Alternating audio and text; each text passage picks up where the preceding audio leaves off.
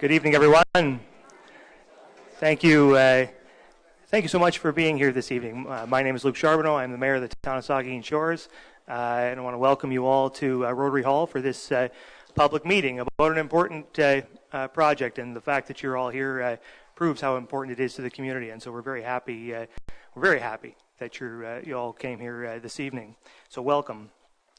So this evening, as you know, we're going to be talking, this public meeting is about the Port Elgin Waterfront Revitalization project as proposed. And we're going to hear a little bit of information about the project to begin.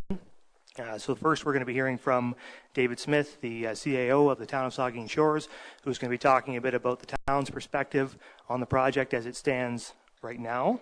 After that, we're going to be hearing from Pierre Danini, who will be speaking on his own behalf and on behalf of his partners about the project itself and some details about it, once again, as it stands today. And then after that, we're going to hear from you. And as you know, those of you who expressed an interest in speaking this evening collected a number at the door on your way in. I hope everybody who wants to do that found those numbers and has them in hand. So what we'll be doing is when the time comes to hear public comments, I will begin calling those numbers in order. You'll make your way up either to the podium there in the middle of the room, or if it's difficult to get to that one, you can always come to this one here. And you'll be given 3 minutes to speak.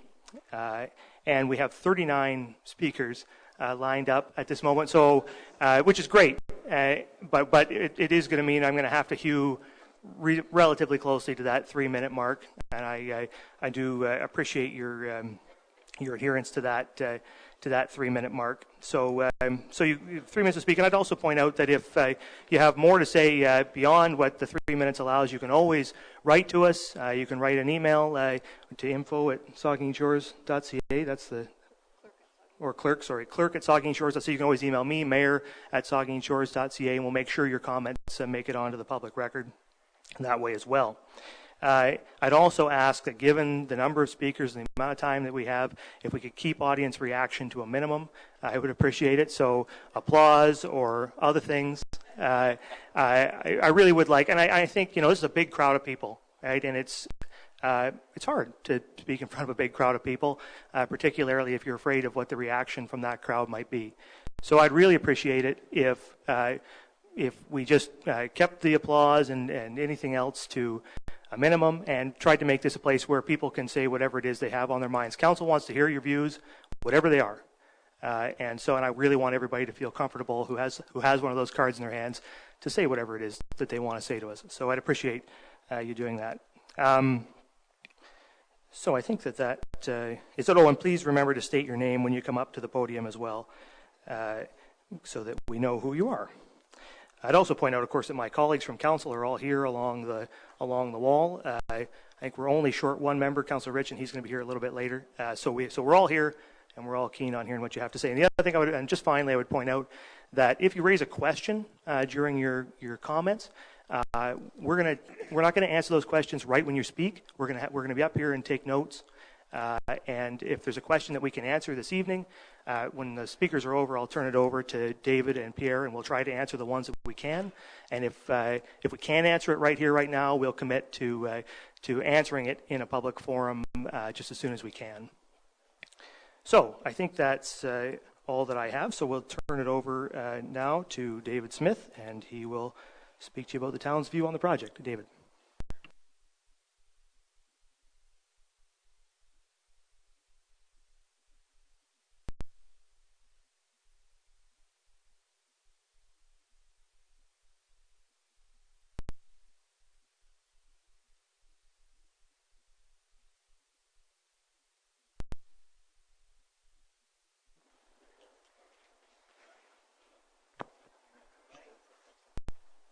Okay, we're just going to shut the lights off at the front here, please.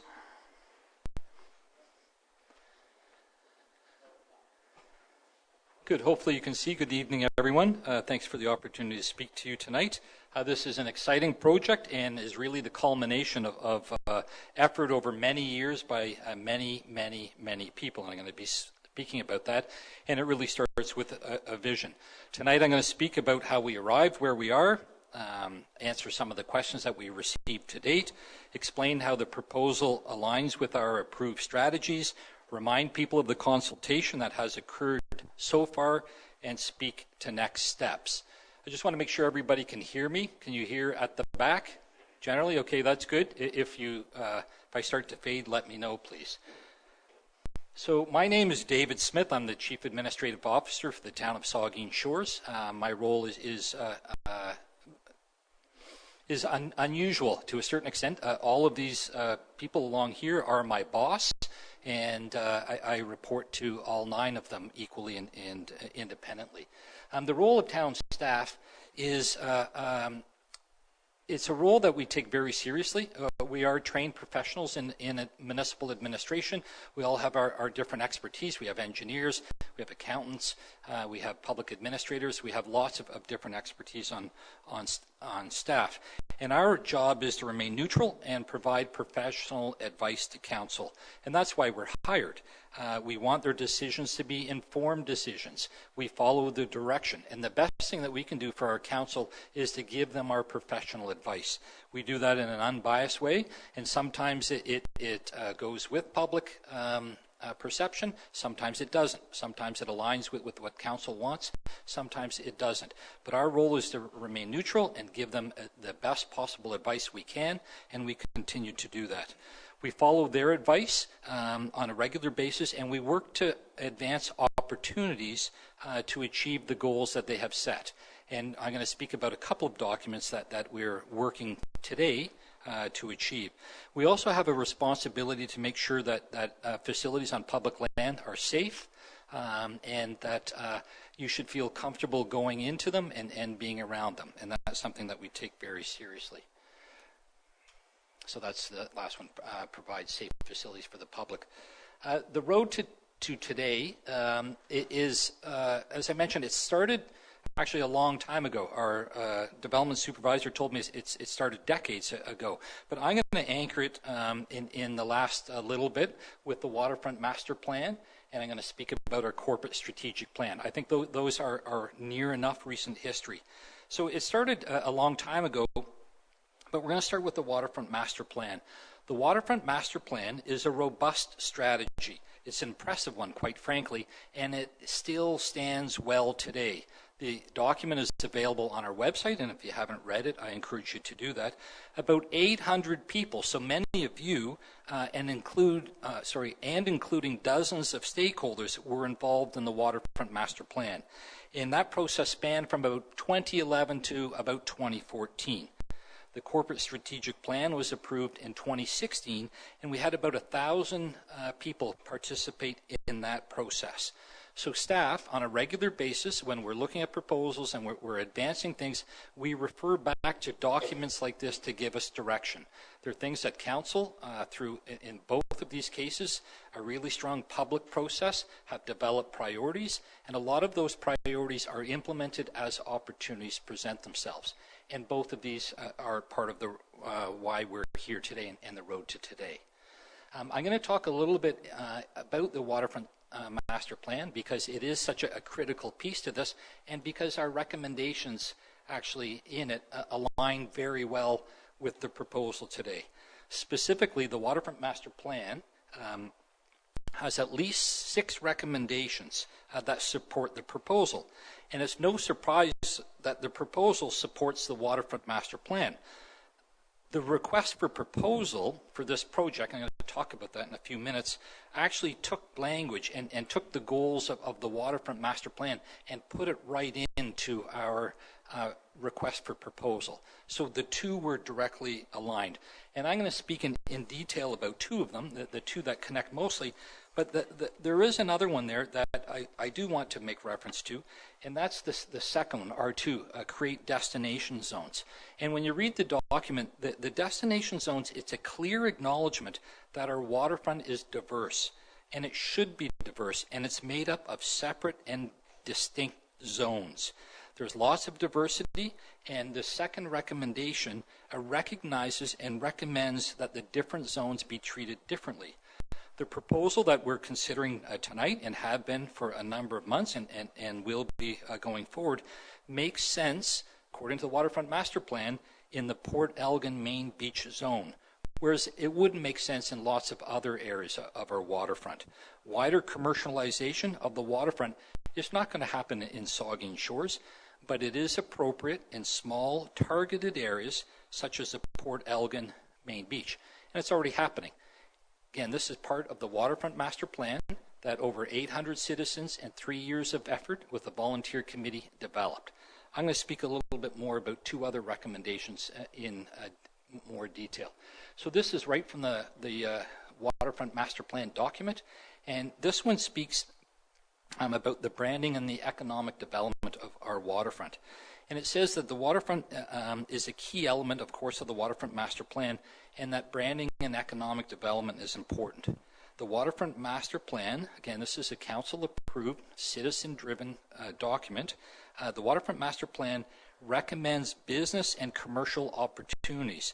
It also recommends year-round, four-season retail, food, and beverages. So when you start to think about this, we've got these overarching strategy documents that staff are charged with implementing. As well, it talks more about other things in there, and it also speaks about programming. I'm just going to go on here a little bit. It talks about programming for more programming on a year-round basis and activities both on the shorter term and more events and programming in the longer term. So you can see that it is the proposal tonight aligns with the Waterfront Master Plan. In fact, some of the steering committee are here tonight, and I suspect that they'll be speaking about it. The ones that I've spoken to say that this proposal aligns exactly with what the Waterfront Master Plan was calling for. The other recommendation that I want to speak to in terms of the Waterfront Master Plan is this notion of buildings, and this proposal is highly aligned with that. It speaks directly in the Waterfront Master Plan recommendation to the private and public development as a viable means to build and fund development projects worthy in our high-use and tourist waterfront park areas, the Port Elgin Main Beach. It's also specific about improving the existing and future buildings. In fact, if you look at the former train station, it is one that they use an example of requiring either removal and or updating or revitalization. So the Waterfront Master Plan was very specific about private and partnerships as a way to advance development proposals. Again, this is a document created by 800 of your neighbors over a number of years. The Corporate Strategic Plan, as well, is another document. Over 1,000 people participated in that process. It was very public, and throughout that whole process, only 5 priorities were identified because Council wanted to keep it manageable. And one of the 5, as you see, is building on the waterfront capital investment. And that's what Council has done through this process and others. They built on that investment. If you looked at the next level down under the part that I circled, so not the next box down, but if you could open the document and see the recommendation under there is to implement the Waterfront Master Plan. So again, these documents tie together, they give staff direction. Actions have been taken on a number of fronts to do that. The beach house, the promenade, the pathway, the lighting, the splash pad, all of those things are rooted in this council-approved strategy. And these are the documents that staff use to advance proposals. I'm going to speak very briefly because there continues to be chatter about this, and I probably won't speak again on it, but I'm just going to put this up a little bit here. Just want to make sure here is, as I said, I've never spoken publicly on this, but significant efforts were made with the former tenants to advance the Waterfront Master Plan. You read all sorts of stuff, but I can tell you that they were members of the public were involved in that. The former tenants were offered an extended lease. So what we've offered through the RFP is not different from what was offered. They were invited to program a much larger space. Many options were discussed over the period of time, including the option for the town to buy the building to make it safe and lease it back favorably. The train has always been an important factor. We've said that in every corporate report. The former mayor said it regularly. I said it regularly. A train is an important brand in our community, and certainly lots of efforts were made to keep that and make it successful. When these efforts failed, the staff waited for a period of time to allow the owners to sell, and we would work with the new owners. When that didn't happen, staff issued a public request for proposal. The RFP was public. It was advertised. I'm just going to go through here a little bit. It was advertised well in advance in the local media and included a public consultation phase. So tonight is not part of something that we didn't envision. If you read the RFP, it included elements of the Waterfront Master Plan, again tying it back to that document, and clearly offered up the potential for using the existing building. That was a choice. Building a new building, an extended lease, and the potential to build closer to the water. So all of these things, you'll see my conclusion is that we're on a path that we've been on a long time. I've got a timeline here. It may be difficult for some of you to see at the back, but on the left of the timeline is the 3-year period. The big circle is the 3-year period. I don't have a laser pointer here, of the Waterfront Master Plan. And after that, some more work continued with a company called EDA Consulting, and their report is on our website. In 2016, you'll see there's a dot there that the corporate strategic plan was approved. Over 2017 and 18 efforts, and you know, they were reported very publicly, were made with the former tenants, and we did offer a long grace period to create an opportunity for alternate tenants to become involved. In November 2018, a detailed RFP was presented to council, and it received significant media coverage. So again, I hear people say, well, this is a surprise, and it's unfortunate for that because it's been a very, very public process. February through May saw the RFP process, and Mr. Donini presented in July, and over the past months we've conducted a survey and are hosting tonight's meeting. This schedule just shows 2019, all of the public inputs and the public touch points. We've mapped them out here. April and June appear to be the only months that we didn't have public activity on this proposal. In May, so as far back as May, the MOU with Mr. Donini was publicly presented to council. It was very well reported in the media, and it included the notion of a 50-year lease. And the MOU, I believe, came to council twice because that's typically what we do.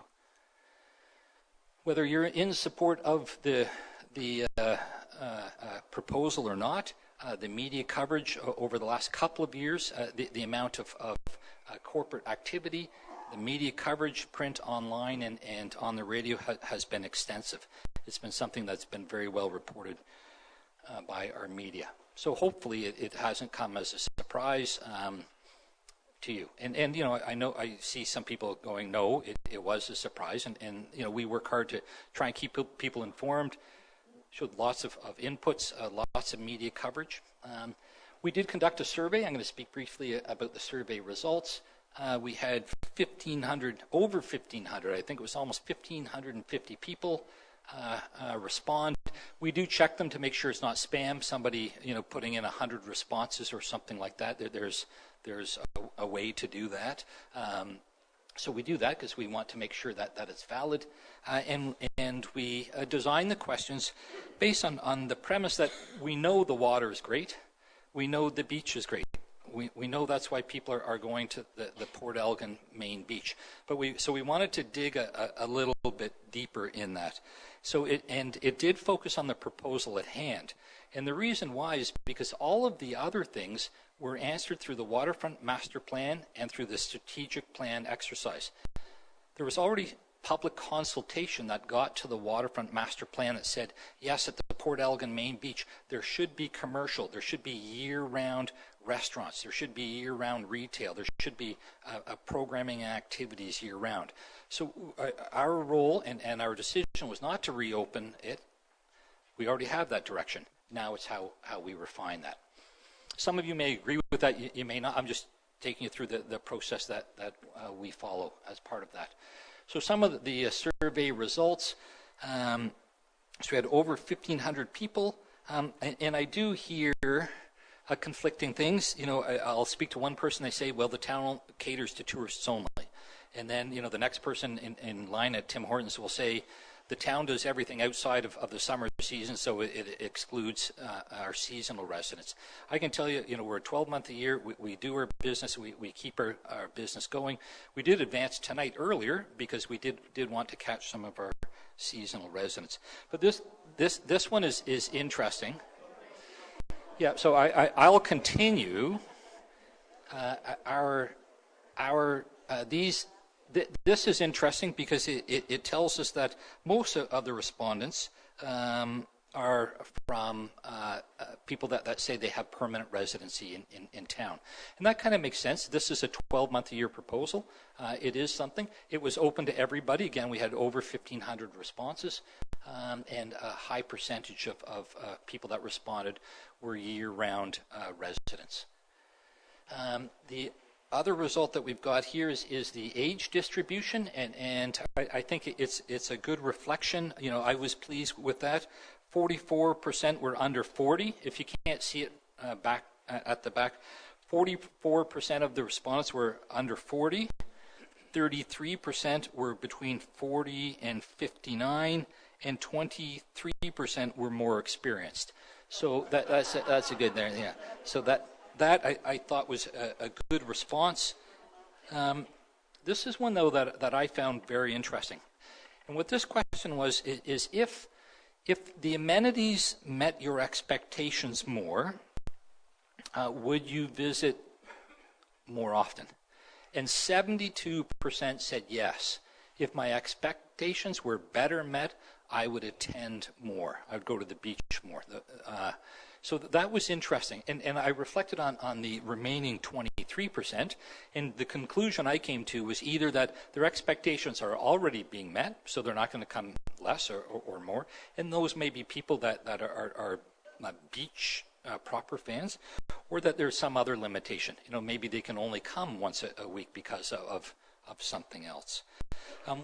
So that was interesting. The waterfront features, this was a very specific one and not tied directly to this proposal, but we wanted to understand, what's important. So we basically, it's not a ranking, but we asked what's important because you could have ranked them all equally. And what we found is not surprising. Towel space is very important. Parking was after that, and programs. And again, we didn't ask about the water because the water is there. We didn't ask about the beach because this proposal does not impact the beach proper. It's in fact, it's going to create more towel space because the volleyball courts, in theory, will come off the beach. So we didn't ask about that. The next series of questions were tied specifically to the proposal. Again, we have a proposal. It follows the waterfront master plan. We wanted to dig down a little bit more deeply. And what we found is not surprisingly, a full-service restaurant was the most important. It was the one that people were most keen about. And we do hear that regularly. It'd be nice to have a restaurant down on the beach 12 months a year. So that's not surprising. The second one was a surprise to me, and maybe to you, maybe not. It's marina amenities. That was highly, highly rated. People want marina amenities. So I was surprised with over 1,500 responses. I thought that would be a lower rank, but it came up there as number 2. And then the other third one that came up fairly high is about a train. Now this is interesting. So it's important. It's about a train. But when you dig down a little bit more, almost the same number of people that said it was extremely important said it's not at all important.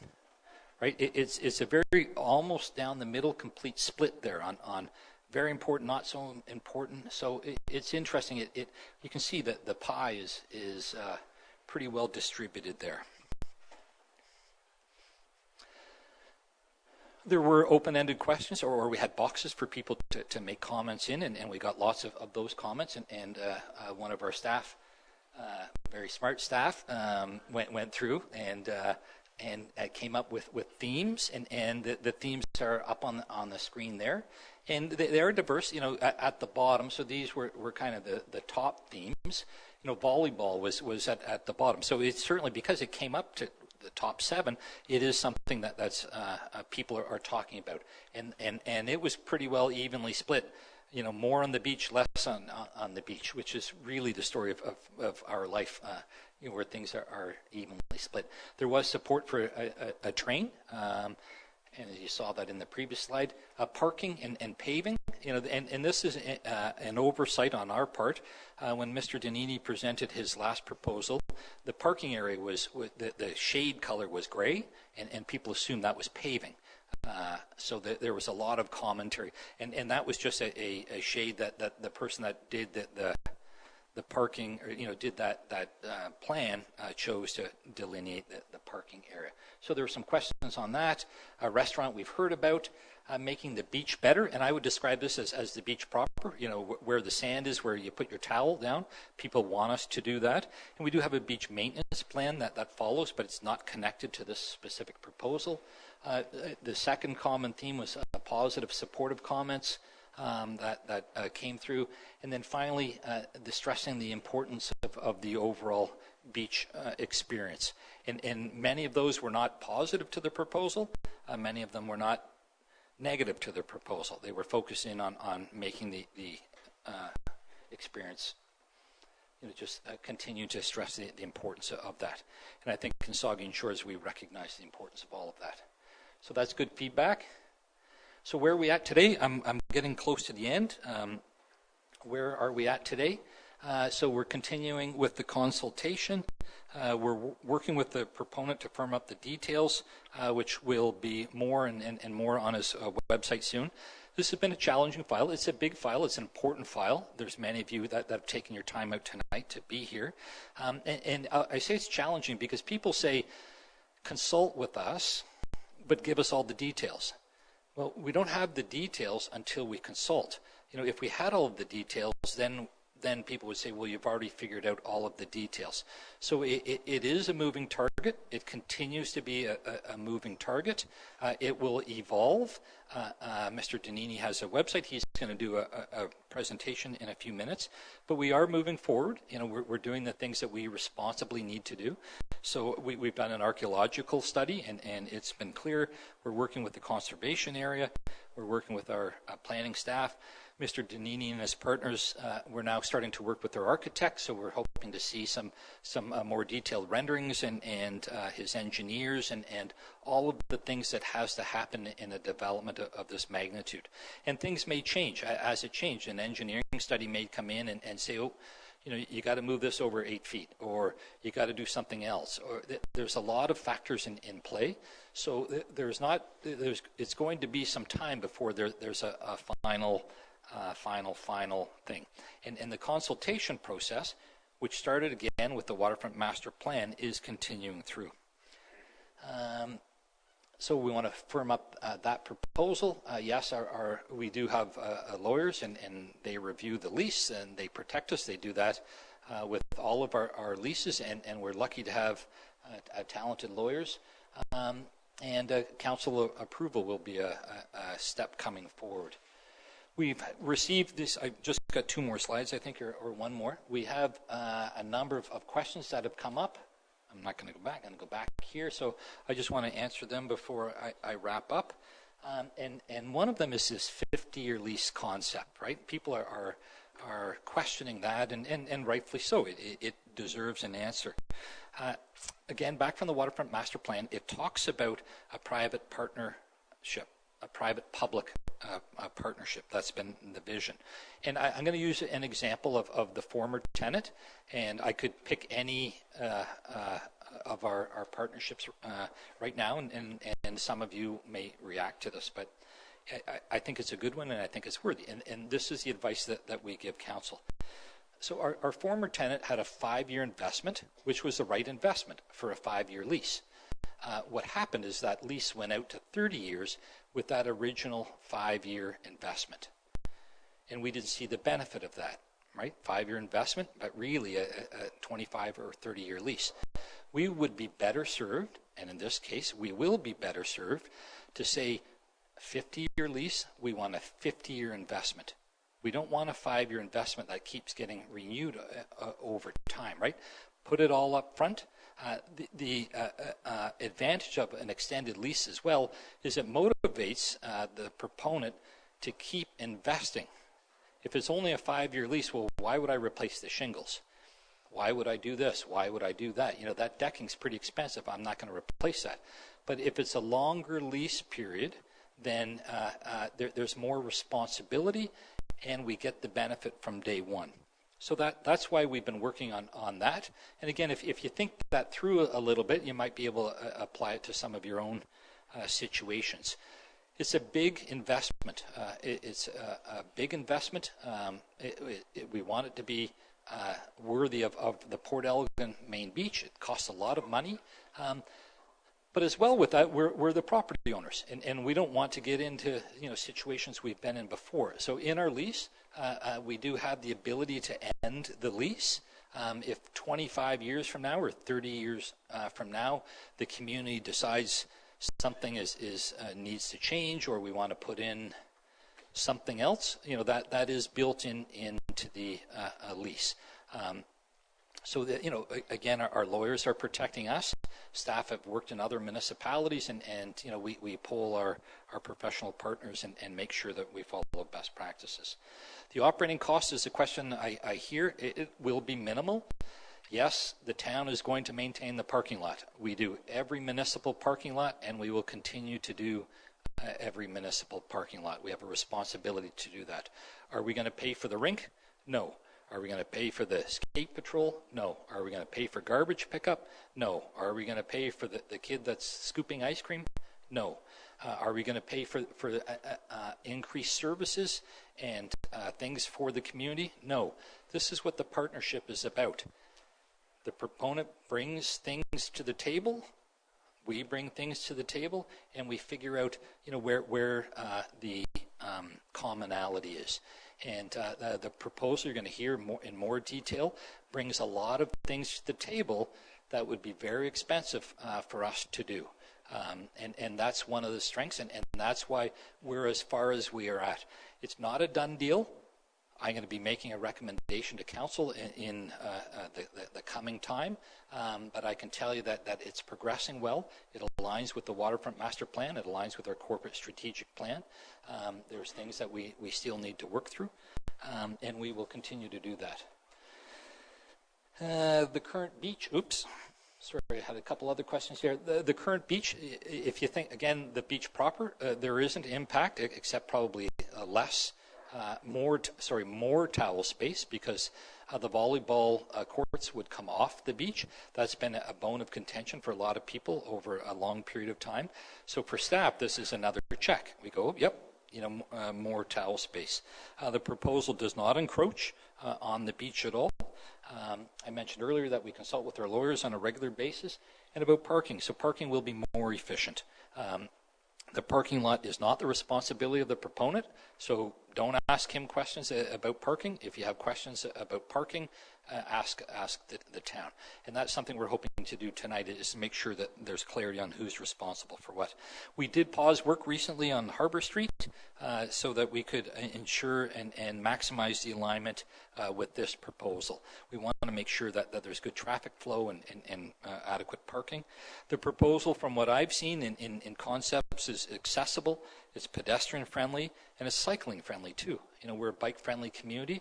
So again, staff look at these things and look for the connections between other strategies. And this one to date is checking off a whole bunch of strategies.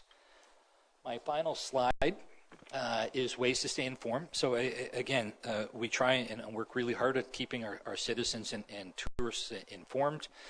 We do that. Hopefully you've seen on my earlier slides on this particular thing, there's probably been 6 or 7 public touch points going forward. It's been well reported in the press. But the best thing for you to do, if you want to be informed on town stuff, and doesn't everybody, is look at our council reports. The media do a terrific job at reporting, but the best source of information is straight from the horse's mouth. And what I recommend to people is look at our council agendas, read the reports, read exactly what your elected officials are reading from staff. It's the same report. You're saying, well, how do I know when these things come out? You can subscribe. You can go on our website. You can subscribe, and anytime something that you're interested in, there's different categories you can check comes out. You get an email, and it triggers you that, hey, there's a job opportunity, or there's a new agenda, or there's a news release. That type of thing. It comes to your box, and you don't even have to think about it. So I would recommend you to do that and stay informed.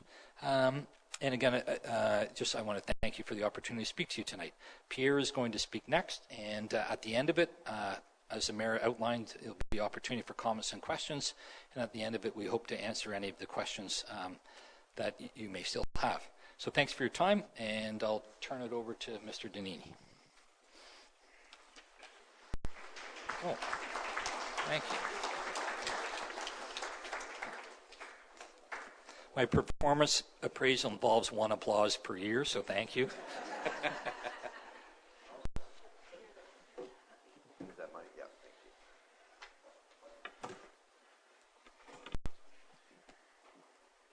Well, isn't this incredible? Thank you for coming. It's always easy to come up with crazy ideas and wonder if they make any sense. And they surely make sense to me at 3 a.m. in the morning on a cold February night. But it's nice to see everybody here sharing in this process so that whatever happens down there, we get it right. That's your pen. So it's a funny day today. My wife said to me, it feels like a new year. And I've always argued that New Year's Day on January 1st is an artificial day because what actually begins on that day? Whereas the day after Labor Day is actually an ending and a beginning. And I think it's pretty appropriate that we're here. She's smart, that woman. Other than marrying me, she's very smart. So that's a number I thought I'd start with.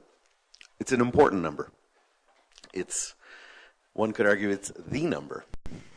It is the population of Saugeen Shores in the 2016 census.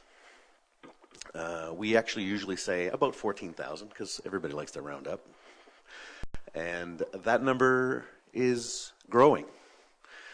And it's an important number because every person represented in that number is an owner of the property in question. Every single one of them. So whatever goes on down there needs to satisfy, it's a bad word, but I'm going to use it, as many in that number as possible. We are not going to hit 13,715 people. It's not humanly possible. But we need to hit as many as we can. And I believe our proposal does exactly that.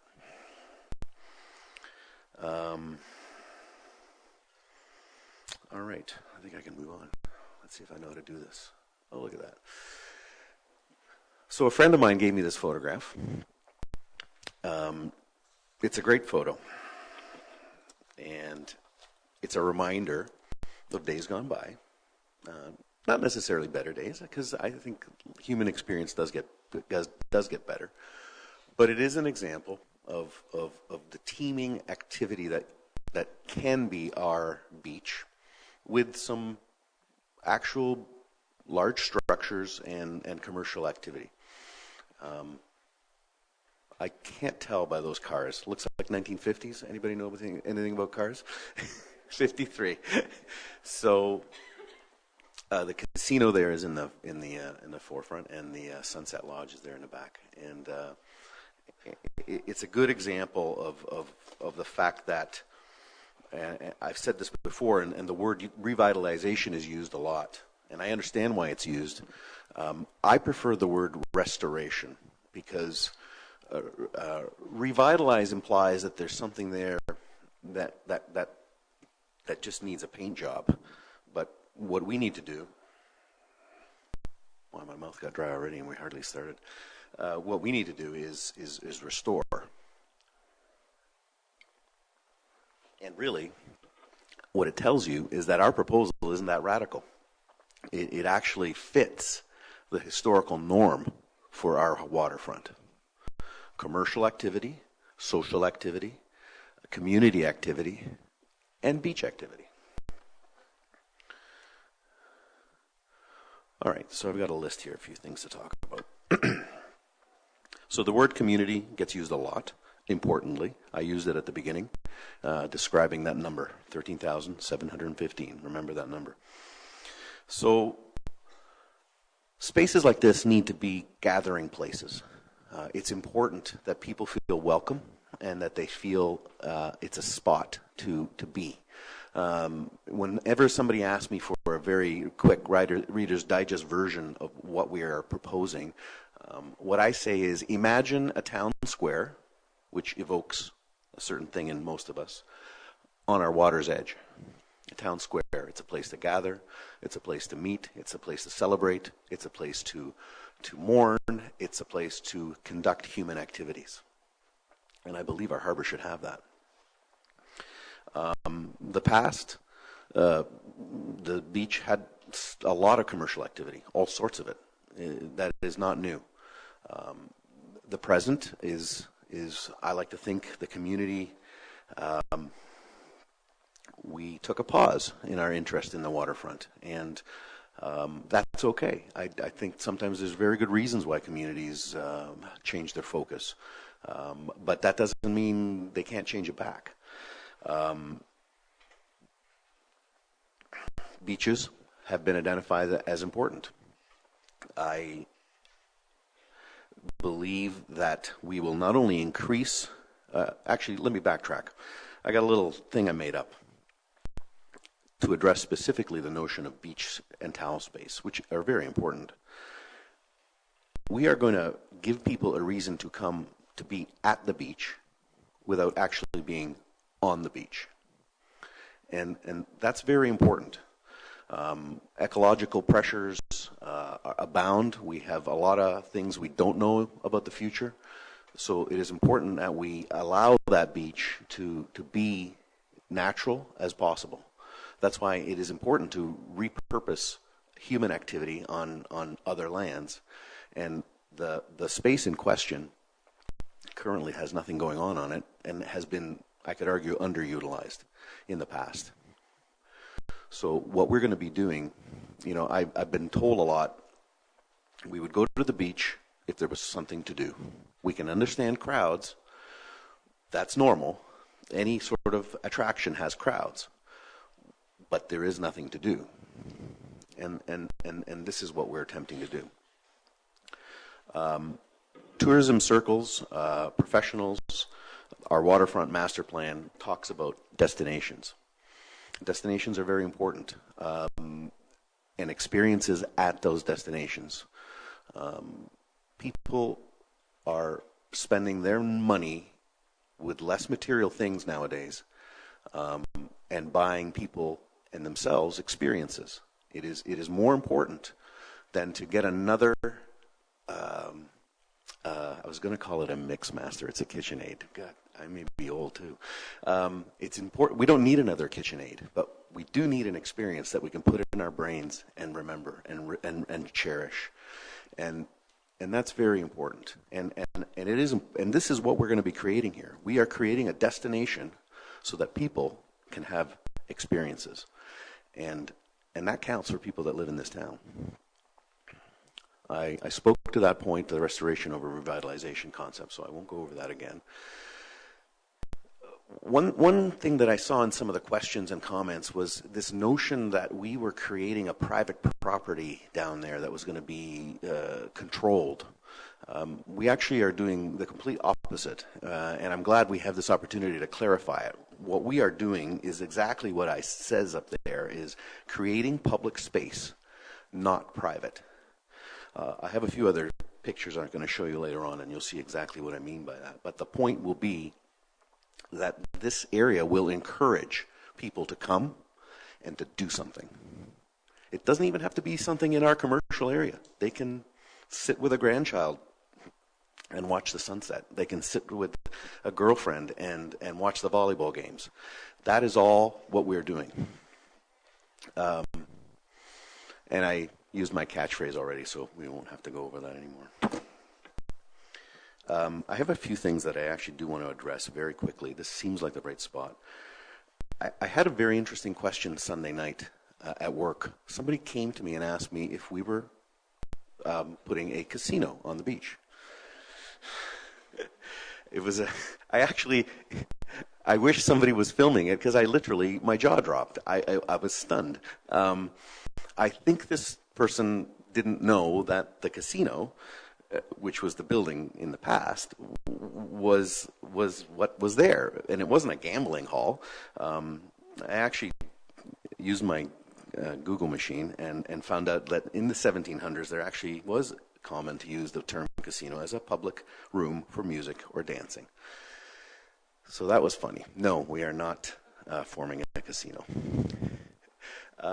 The other question that has come up, which was a shock to me, is a train has not been purchased.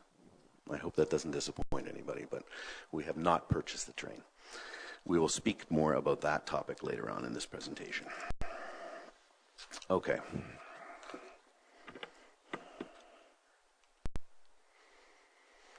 I've got a few more photographs here, different perspectives, really of the same thing. The casino there on the left.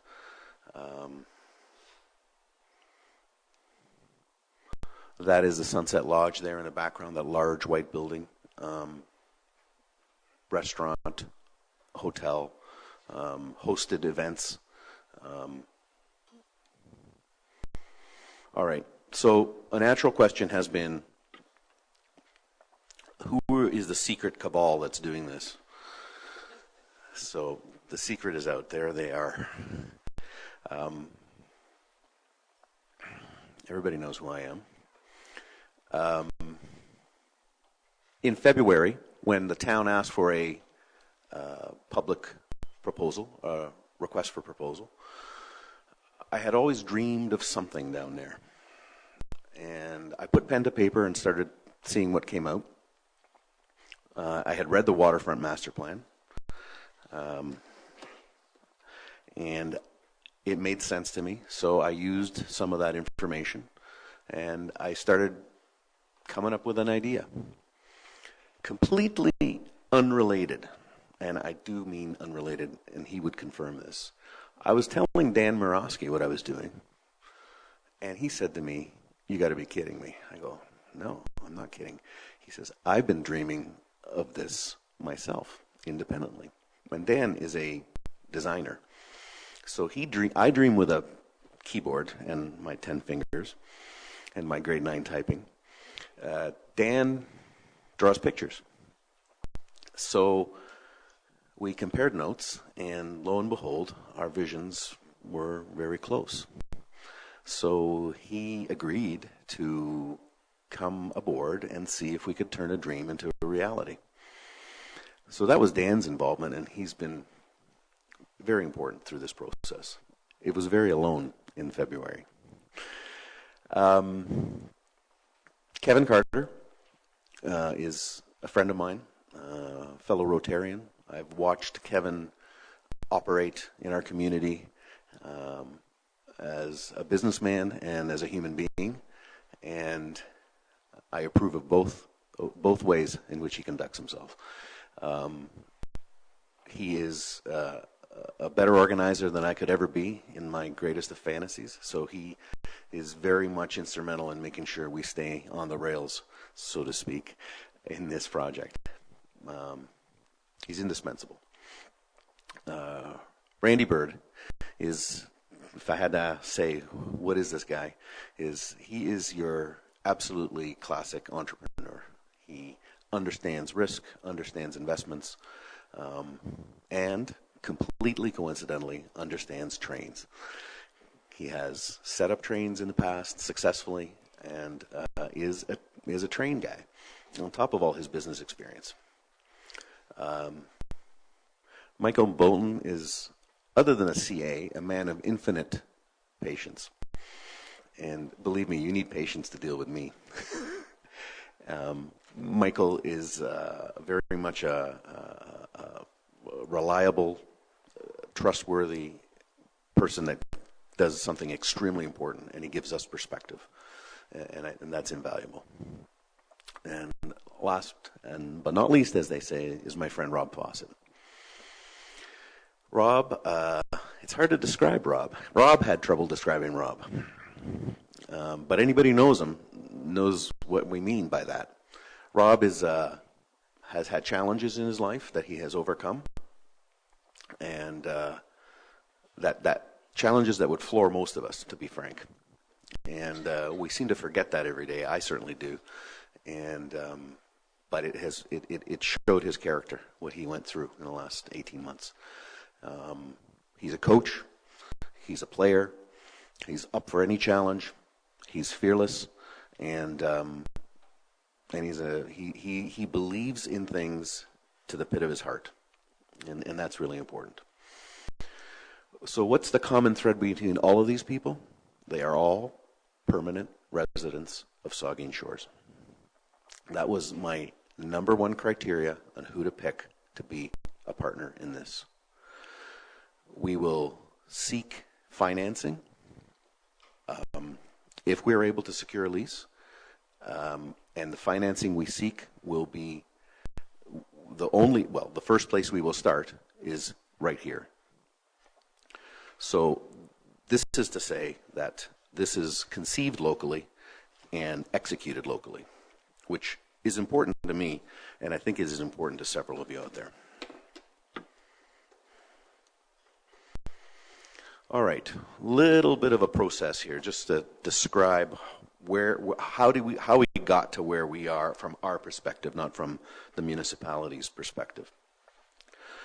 Request for proposal was put out in February. It was on social media. There was a 30-day period to put it in. The size of the proposal of the land in question was specifically in there. We did not choose the parcel of land. It was marked. You could see it. I thought that was an important thing to mention. Another thing I wanted to talk about is, this notion that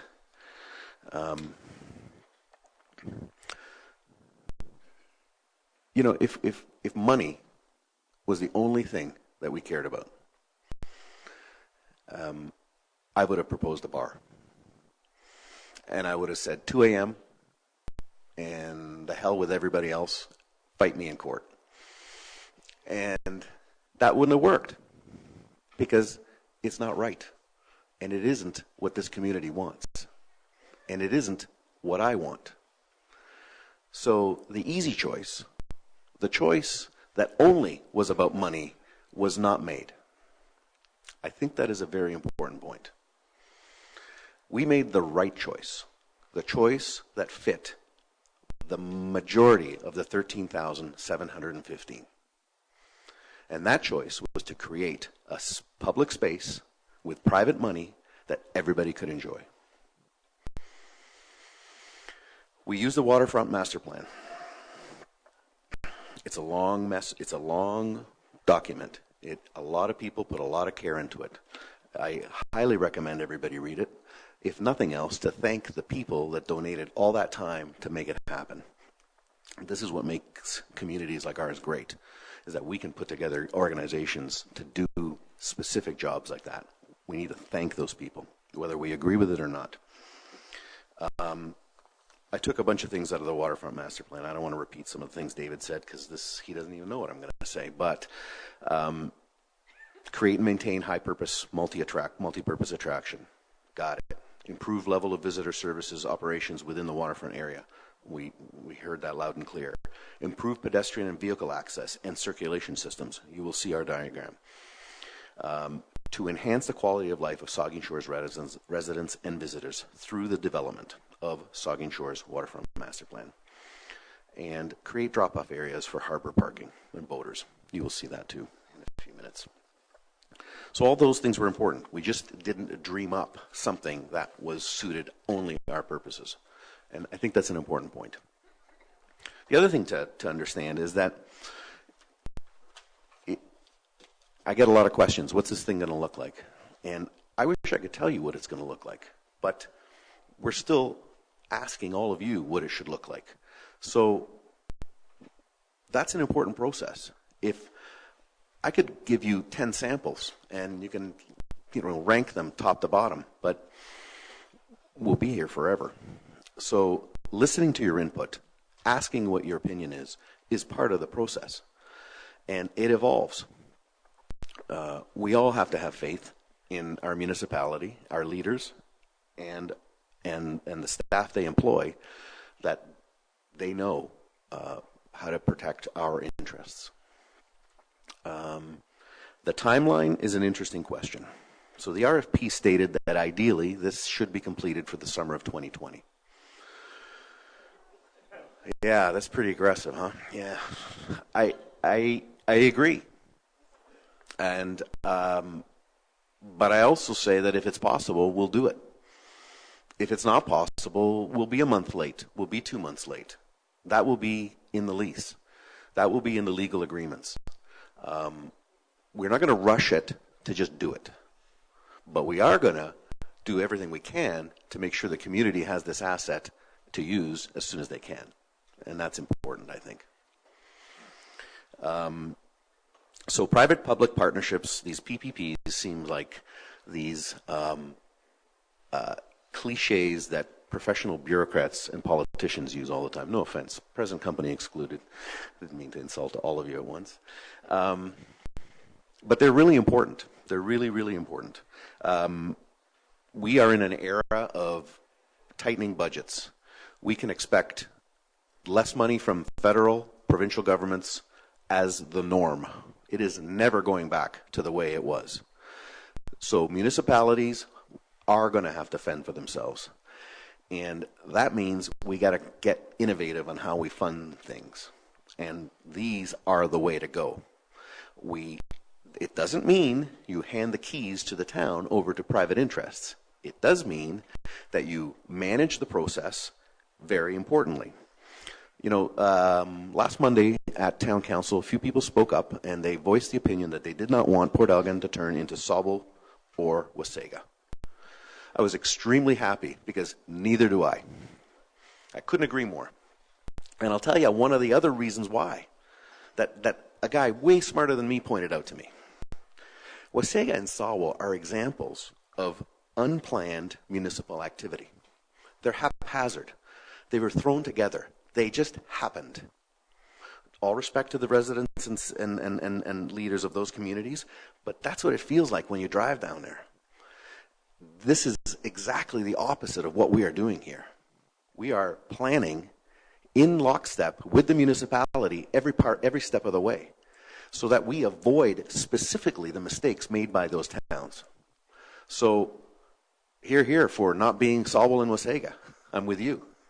And we're taking steps to make sure that doesn't happen. So financing is going to get hard. We have a growing community. We have a year-round community. We have an age category that wants stuff to do. And we need to help them. They are professionals, young professionals, families.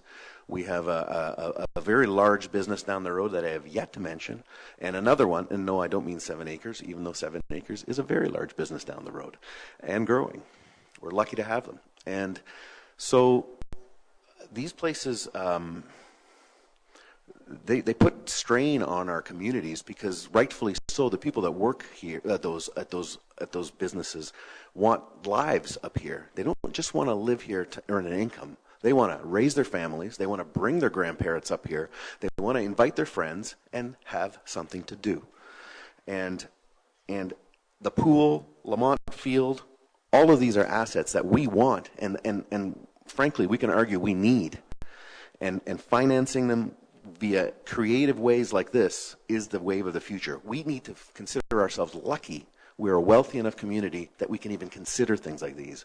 Because frankly, I would wager 75% of communities in Ontario don't even have these options. So, David mentioned a 50-year lease. And that fits into the question of viability. So, Simply put, viability means the thing has to work. It can't go out of business. Because if we spend all this money, build this beautiful asset, and it's boarded up and shut down in 2 years, it doesn't do anybody any good. It certainly doesn't do me good, but it doesn't do any of the 13,715 people. So it is important that it is viable and that it supports itself, because that is how the community gets their money out of it. Money in quotations. I'll explain that later in my presentation. Viability is important to avoid any taxpayer liability. So we have a working partnership with the municipality. It's relationship with the municipality. It speaks to my point earlier, is how do you avoid messes? How do you avoid things that you regret? You plan them, you talk about them, here we are, and you use the professionals to help make it happen. That relationship with the town is good, and the lease will reflect that. There will be protections for all of us in that lease. There will be incredible protections for all of us in that lease. And that's the way it should be. And that's the way it should be. We need to have faith in the process, and we need to have faith in our elected officials and the people they hire to do the jobs. All right. A couple pictures. So in blue is the buildings we are proposing. Oh, and I have to actually say one more thing. I need everybody to understand these are proposals. There is nothing etched in stone. In fact, the input we are getting from this public piece, plus the online, plus everybody talking to us, is how we will come to a final design and concept. So please, I urge everybody to look at these things with an open mind, because what they are is exactly that. They are proposals. We have to start somewhere, right? So the blue buildings are roughly speaking what we propose. They are superimposed right there on the diagram in front of you over all that gray over Blue Mountain Village. I did this to illustrate the scope and the size of what we are proposing. Blue Mountain, I don't know, it feels pretty big to me when I'm there, but it's got a cozy feel to it because all the buildings are close together and you can walk around and all that stuff. So our proposal is, what is that? A third, a quarter of the size? So a little perspective, I think, is really important. So that one, I actually can't read from here. Port Elgin? Yes, Port Elgin. Southampton, does it say Southampton? There you go. There you go. So there's the blue again. Those are our buildings, superimposed on a downtown block of Southampton. It kind of fits in one, more or less. Okay, and I don't think of Southampton's blocks as particularly big. So that's another piece of perspective, and a very local perspective. And there it is. That's Port Elgin, right? Yes. Does it say Port Elgin? My eyes. I should have brought glasses. So there it is, superimposed on our downtown in Port Elgin. Again, basically a block. Oh yeah, that's nice. Thanks, whoever did that. Yeah, sure. That's a good idea. Okay, so that's the blue, our proposal, superimposed upon the Blue Mountain Village in Collingwood. All right, and then this one is superimposed on downtown Southampton, and that one is superimposed on downtown Port Elgin. All right, so that's a great idea. So there it is, superimposed on the harbor, the immediate harbor area. There is another diagram that I will post on our website that shows it superimposed on the totality of the lakefront from North Shore Park to Izzard Street, which is also worth looking at. All right. So blue is the only space that is quote unquote private, because they are the buildings. The spaces inside, outside is all public space. It's a very important point. Okay. I actually can talk about a few details, which I know everybody's dying to hear. So, again, it is a proposal, and that is why we're here. A restaurant was an easy choice, not a bar. I picked Whitefish Grill as a name. Why did I pick that?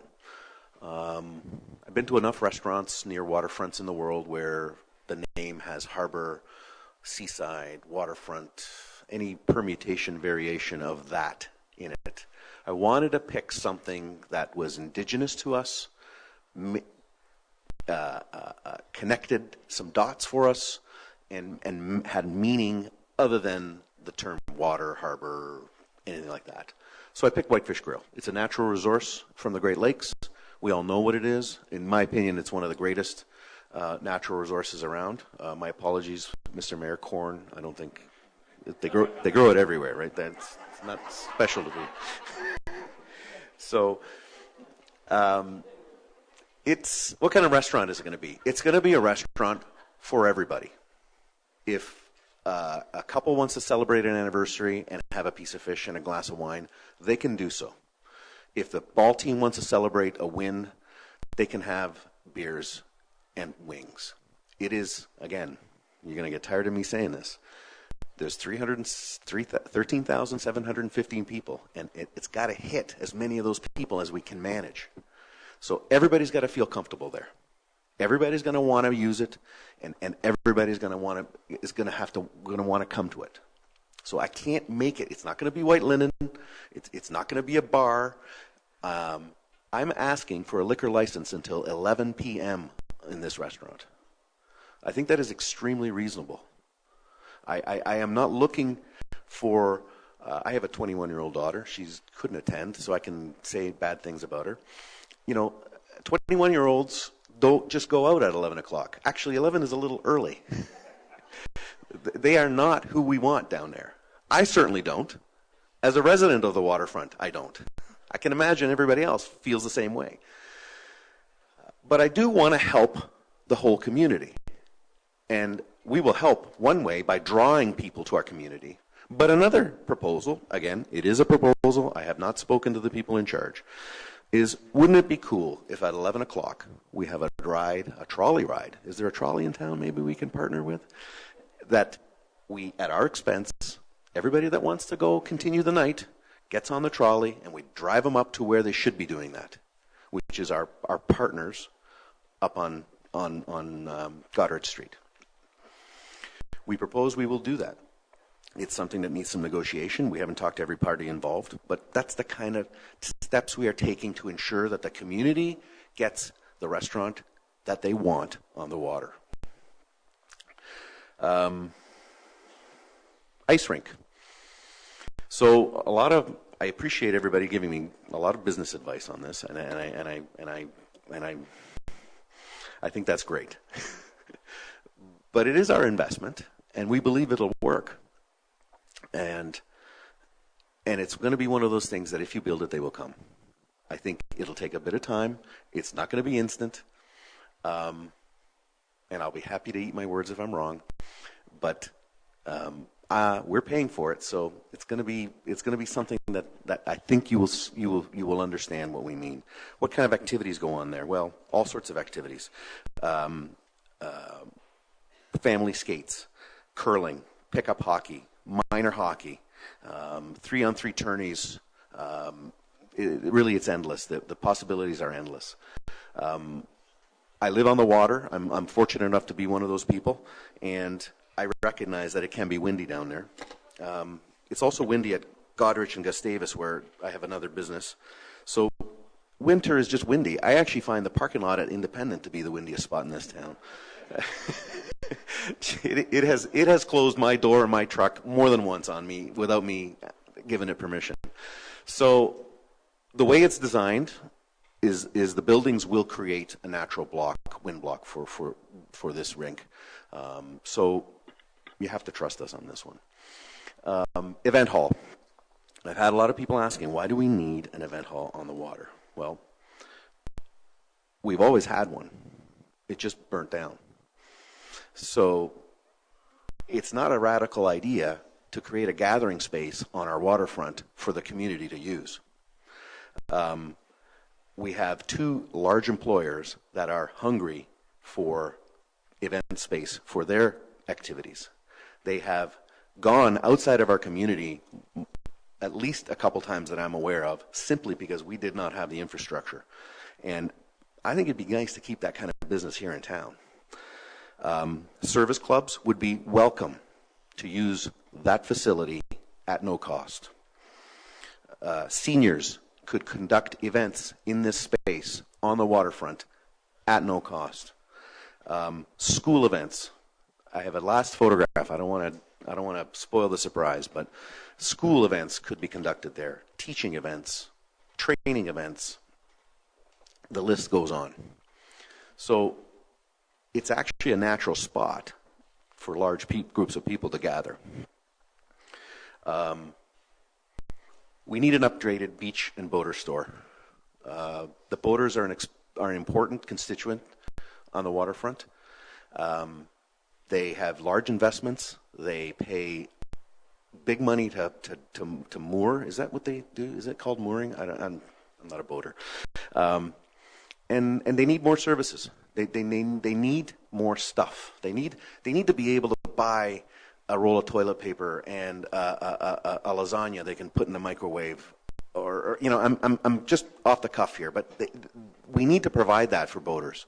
I think it's important. There are a lot of marinas that stuff is just automatic. So that store is going to have all that kind of stuff. It's also going to have rentals. I think it should have bicycles. I think it should have those bicycles with the big fat tires for those of us that can't ride bikes. All that kind of stuff I think could be really, really great to help give people more things to do. Retail space. The Waterfront Master Plan asks us to improve services, and providing retail people want is one way. And it's an important way, as well as it adds to the viability of what we're trying to do down there. Marketplace. Part of the land in question currently is used for the flea market on Wednesdays. I think a market is important there. In fact, frankly, I think we should expand marketplace activities down at the waterfront. I've spoken to a lot of people that work 9 to 5 and lament the fact that they never get a chance to go, and have asked, can we do a Saturday morning market? And I said, that sounds like a great idea. I've been to a lot of places that have those kinds of things. We can also do a Sunday morning. Maybe food on Saturdays, artisanal stuff on Sundays, a little bit of a mix on Wednesdays.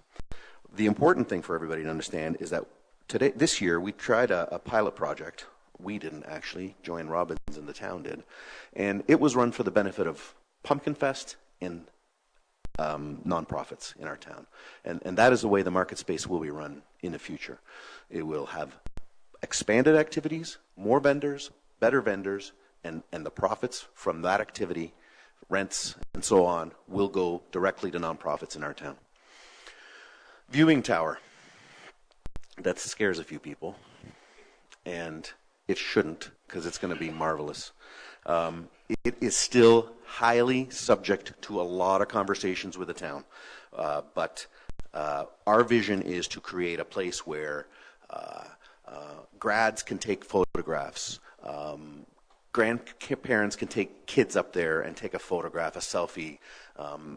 It'll be a magnet. It'll be the focal point of activity in this place. And it'll be handicap accessible, as will the entire place, by the way. Kids are important. They're actually really important. We have a plan to do a kids zone, so rainy day activities, Christmas, birthdays.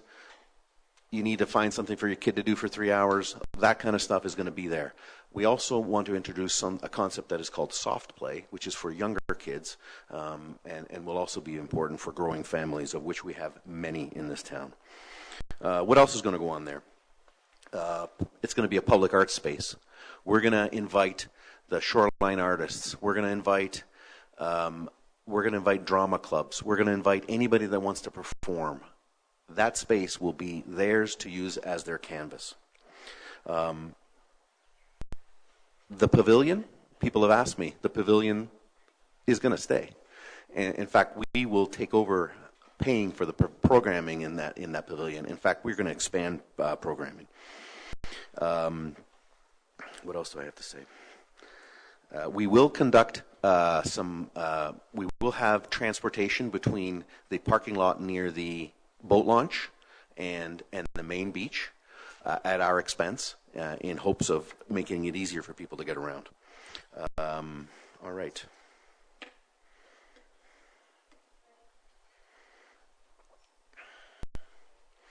So what you see there is a diagram of the proposal with some flows of possible traffic and sight lines, as well as emergency as needed.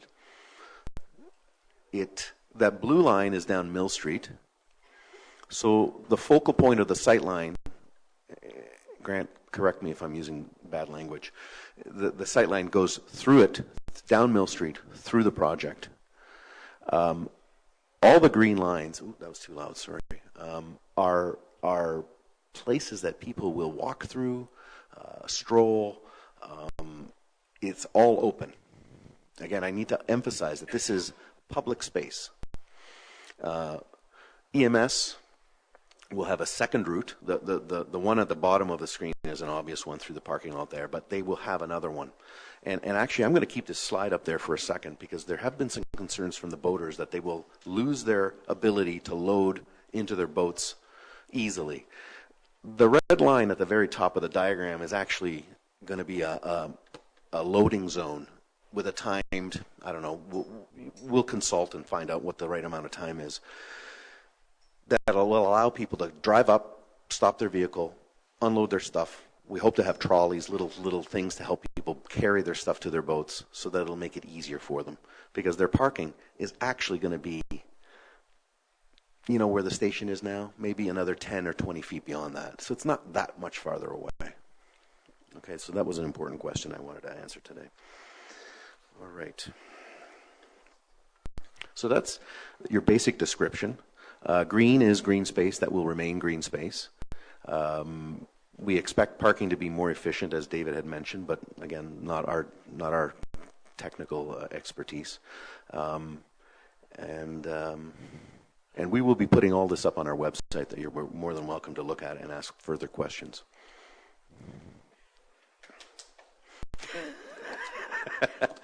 Somebody was excited there in a crowd.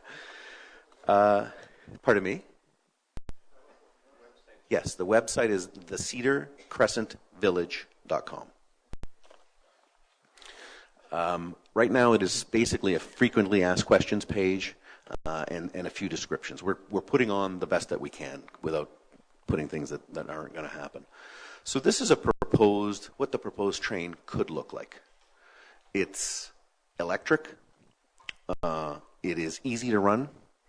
It runs on any surface, virtually any surface. So that means it doesn't need tracks.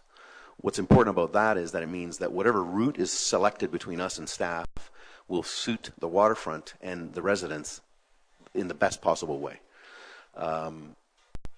Its maintenance level is dramatically better than what we have had in the past, which means it'll be more reliable and be able to offer the attraction longer, more consistently, without problems. Additionally, because we will be a 12-month-a-year operation, I don't think the train can run 12 months a year, although I have seen photographs of the old train plowing snow in North Shore Park. That was kind of funny. We will not be doing that.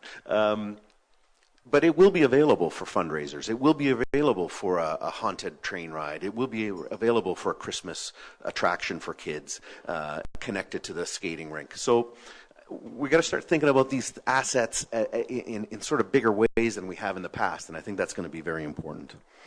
All right. All right. So, as part of what we're doing, because the right choice was not just to build a bar down there, we thought the right thing was also to provide value-added, because we are using community property owned by, how many people? 13,715. We thought it was important to provide things back to the community. Nonprofits. The space will be available for community nonprofits to use for, you name the activity, mostly to raise money for their good causes. And we have a lot of good causes in this town. The market, as I said, will run as a for-profit market, but all of those profits will go to Pumpkin Fest and selected nonprofits. The ice, it will be available for winter family skates, curling, I said pickup hockey, and there will be ice skate rentals. In the summertime, the skating rink will be repurposed to volleyball courts. We believe we can fit 4 of them. That's important for a couple of reasons. A, the people that play volleyball are a very important constituent in our town. They need things to do, and this is one of them. But the great offshoot of this is that we will allow the town to repurpose some current beach space at their discretion. So again, we're taking beach activities and taking them off the beach. The train I've spoken to. Kids programs. We'd like to start expanding what kids can do in the summertime. I have fond memories of growing up in London and the PUC. You'd go to the pool, and a bunch of kids would be standing there, and a kid, a college kid with a clipboard, and you're going to do this, and we're going to do that, and it kept me busy all summer long because my family couldn't afford anything other than that. So we will create beach-based camps, various activities, sports. I'd like to see a drama camp. I'd like to see a natural sciences camp. We want to do things like that. Those fill spaces like that. Seniors, the Sunday music, which is very popular, we're going to expand it. We think there's other nights we can do it. We'd like to try different genres. Jazz. There's lots of other things. I've talked about a movie night. I didn't think it would be so controversial. I thought it'd be nice to just sit by the beach and watch, I don't know, Splash by the water.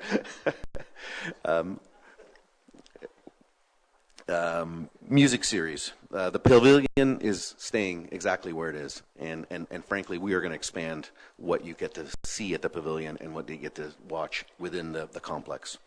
We will create, at our own expense, administrative space for the town to decide to use or to hand out to a worthy group in town that can use it. So there will be tourism space created by us at our expense. We're also going to build, there's going to be bathrooms, obviously. All these structures need, by code, to have bathrooms. We are also creating an additional bathroom for public use. We believe the town can't have enough bathrooms at the waterfront, and we will build one at our expense and maintain it at our expense. A public art space, I said, drama I mentioned. I'd like to bring back that cake wheel. My kids who are in their 20s complain about the lack of cake wheel all the time. And I've heard that a lot, and I think that's very, very important. So we're gonna try to bring it back. If it means you know what? Maybe this is where the rumor for the casino came, because I did say I'd have to maybe get a license at the AGCO. So, there you go. All of these services I'm mentioning to you will be in the lease. They will be delineated. We're not making an empty promise here. We're making a legal promise. They will be in writing. So you got to trust me.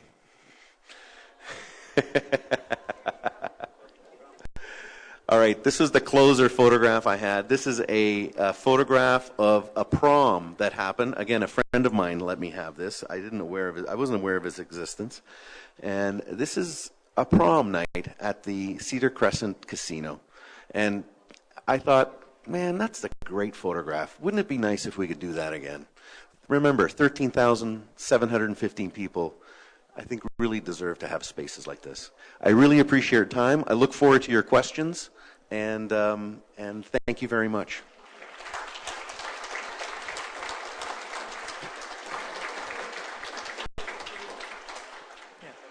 Okay, thanks to both David and to Pierre for providing all those details. Now we're going to turn it over to you folks, and so just a reminder, Linda's heading back there to turn on the microphone. Everybody can see it about midway through the room, so we'll ask you to head back there and speak. And of course, we'll have the 3-minute time limit with 39 folks. That'll take a couple of hours. So we're looking forward to getting started.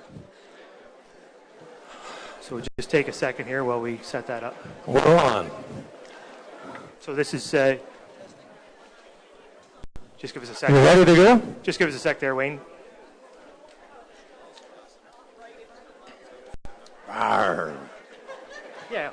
We'll just so we have speaker number 1 at the podium. And just ask speaker number 2 if you're out there, just to get yourself in line. Maybe the folks, as you know your order, just come on up at the appropriate time so we can get to everybody. Okay. So we have speaker number 1, sir. Hi, everybody. Wayne McGrath. Just correction on what the CEO said earlier on about removing the train from the master plan. I don't think that's in there at all. I might be mistaken, but I don't think the master plan ever mentioned removing the train. Anyway, Council Senior Administration, who are bound by duties under the Municipal Act, i.e. ensuring policies and programs are implemented, has let us all down because they have catered to and recommended a concept that absolutely contradicts the Waterfront Master Plan. The heading, specific recommendations from the Waterfront Master Plan, include point number 3, quote, annual surveys should be done at the waterfront, asking our residents and visitors what they want at the waterfront destinations. In big letters it says, tell us what you think about the waterfront. The survey will ascertain the stakeholders' needs and expectations regarding 1, existing waterfront locations / buildings and their facades. 2, business and opportunities they would like to see. What is the point in doing a major 3-year plan if important sections like this are conveniently ignored? It is a shocker to some to know that the direction of any beach development should be in the hands of those residents and visitors who are on the beach. What did your staff not understand about collecting annual data from stakeholders? We should have had due diligence from 2014, 15, 16, 17, 18, and this year, and thus a wonderful development plan. It's a good thing that this plan is only at the concept stage. It is your administration. No, I'm going to skip that since we're a little bit, there's 1,000 people who want to speak tonight, so I'll go on to this paragraph. The waterfront plan is our guiding light for the near future. The village plan should be scrubbed in its present form because council has no idea what thousands of stakeholders would agree to because they have been ignored and not included. The waterfront plan is crystal clear on that point. So I will end it there so we can get number 2 up here. Thank you. Speaker number 2.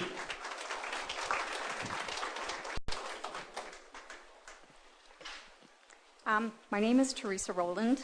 I'm a true Port Elgin lifer, 4th generation, born and raised. For the past 30 years, I've lived on Harbour Street, right across from the main beach. So I'm hoping I can offer some relevant perspective. Just a few points. Firstly, I think we need more flexibility of space, not less flexibility of space. I love the new promenade that's on the beach, but as soon as we start introducing hard surfaces like that to the beach, we limit flexibility. Does everybody remember the days where they used to just have the benches on the beach and we could change our beach proper space year to year with the water levels so that we always had enough beach space for all the people. And the people have spoken and said, 76% of us want more towel space on the beach. So that's huge. So if we introduce so many more buildings and hard surfaces to the beach, we're really limiting that ability to adapt to the future needs, especially with our population growing so much. The size, the scope, the height is too large for such a limited area.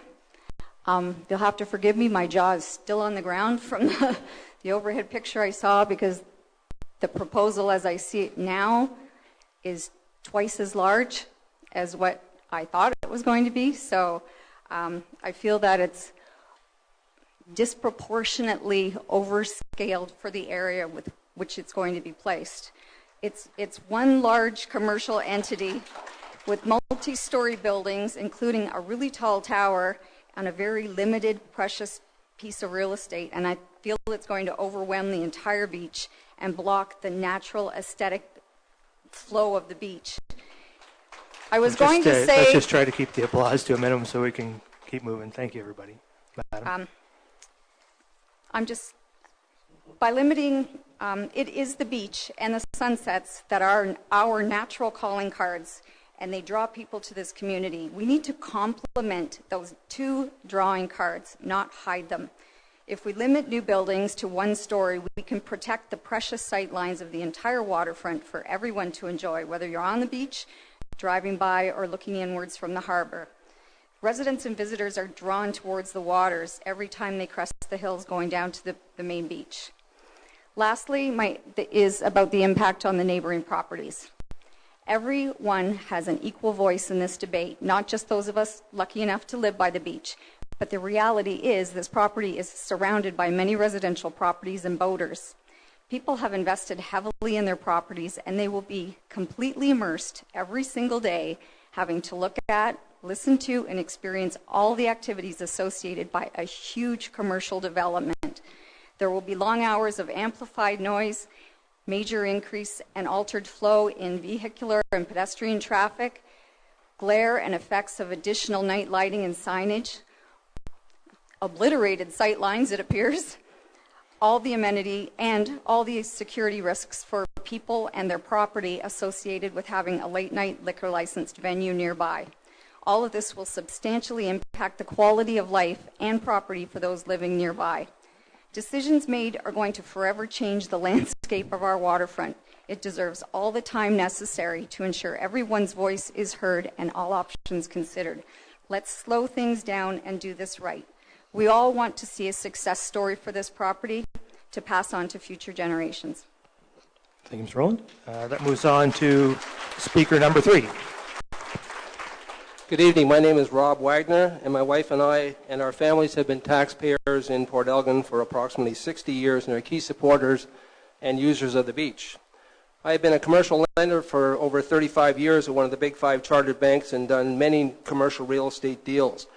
After reviewing all the information that's available online regarding Cedar Crescent Village proposal, I have major questions and concerns with many aspects of this project, including the short and long-term viability of the project, the proposed economic growth projections provided, the public-private relationship being proposed, the owner's credibility and experience with this type of project, environmental concerns, and most importantly, the ability of the ownership group to obtain financing from traditional lenders at reasonable terms and conditions, and the risk the town is preparing to take on from day one without proper due diligence in order.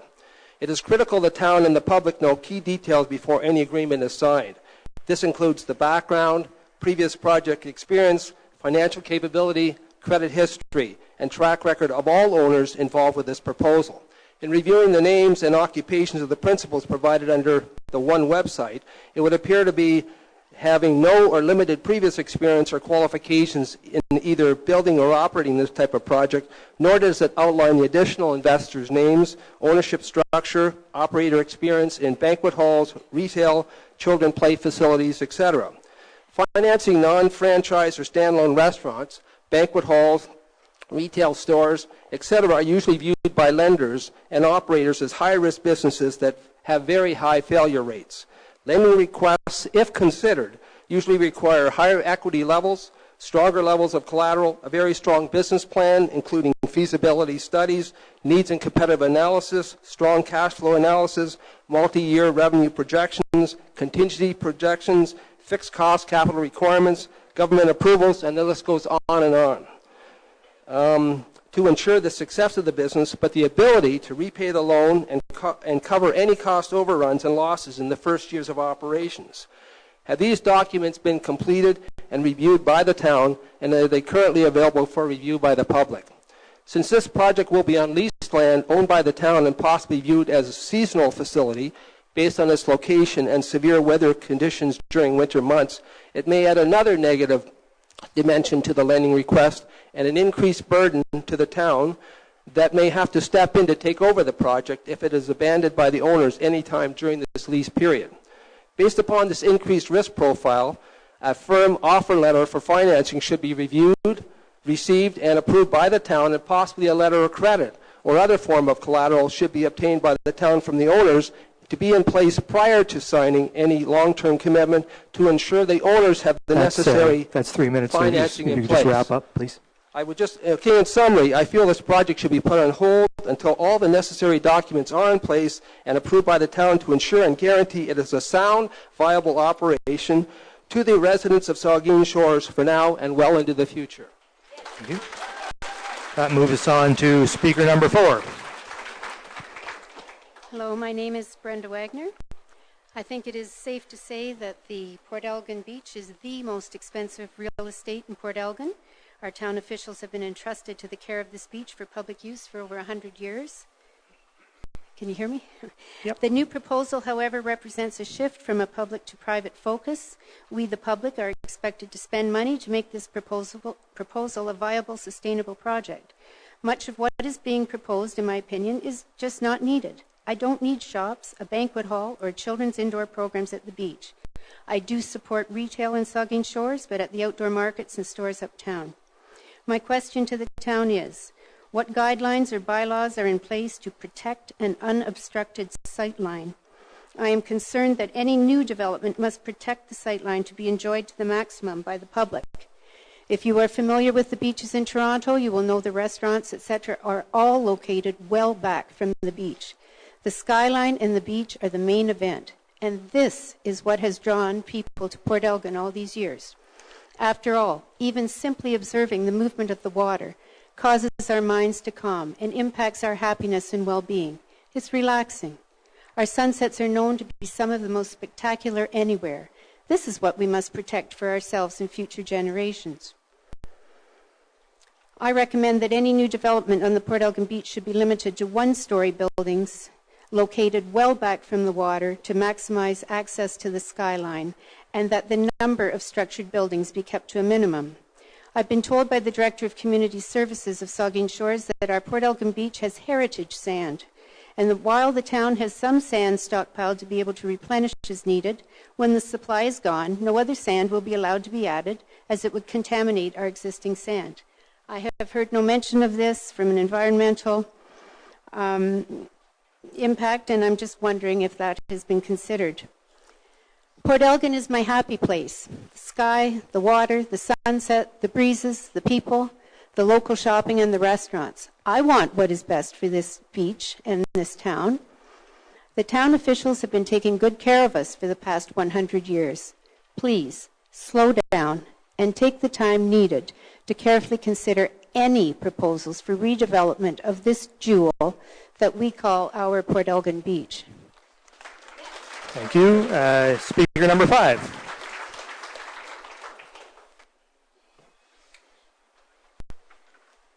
Hello, I'm Neil Aitchison. I'm a renter all my life and a visitor. However, I've been a taxpayer for the last 35 years, and I think I'm in that original black and white photo you saw. I timed this out, so go with your stopwatch, Mr. Mayor. When the town uses words like revitalization of the beach, generally, local residents say, oh, that's good, that's nice. And we think of the upgrade that the park on Stephen Street along the harbor with beautiful bike and walking trails, the shrubs, the flowers, and so on, it really is a nice improvement. But we mentioned the multi-building development with a restaurant, a banquet hall, an outdoor ice rink, a theater, commercial outlets, and people think different, contrary to the warm and fuzzy we heard tonight. And I don't think you're going to get 300 people going to a mid-afternoon wedding on their bicycles. And, you know, no matter where I go lately, I've been talking about this because it just became real public in July. And it doesn't matter whether it's the gas bar or the harbor or restaurants, and essentially people are totally unaware of these grand plans. Now, you know, every business survey and every business study will tell you that the number one risk for failure is a restaurant. And how we best avoid that type of failure is very simple. It's location, location, location. Wendy's just opened uptown, not on the beach. Now, you might say Grand Bend, Midland, Penetanguishene, Wasaga Beach all have successful ventures on the beach, and that's because they're contiguous to the main street and the business community. Our beach is a mile from the main drag and the business section. The people at the Harbor Light and Beachside, or all the way back to the tuck shop in my era, will tell you that you flip the page on the calendar in September and they're all gone. Nobody's there today, except the people doing a little bit of work. By the way, Grand Bend paved Paradise and put up a parking lot. And here, once you cross Harbor Street, you walk in the sand. But in Grand Bend, you can burn your feet on that asphalt, and I've done it. I'm not opposed to a new restaurant on the beach. In fact, I'm happy to hear that we're going to have a good restaurant. That's a good idea. And, of course, the train, contrary to your denial, I've already seen pictures. I was told it's ordered. It's a 24-seater, unlike the 40-seat original, so we're going to get two. And I am not opposed to that. I think touching the 3 minutes there, train's a Mr. great Aitchison. So all right, wrap I'll up, just sir. be finished here in a second. Yes, sir. How sustainable is a multi-million-dollar plan on a beach where nobody goes for 8 or 10 months of the year? My residence is at the foot of Mill Street, and I'm here year-round, and I tell you, there's 10-foot snowbanks all along Green, Mill, and Elgin. And the town snow plowing budget will have to be revisited to include plowing the beach. I believe there's not near the transparency nor the consultative studies to be done that would convince any elected official to go ahead and approve a very possible white elephant with a 50-year lease. Thank you. Thank you. That moves on to speaker number 6.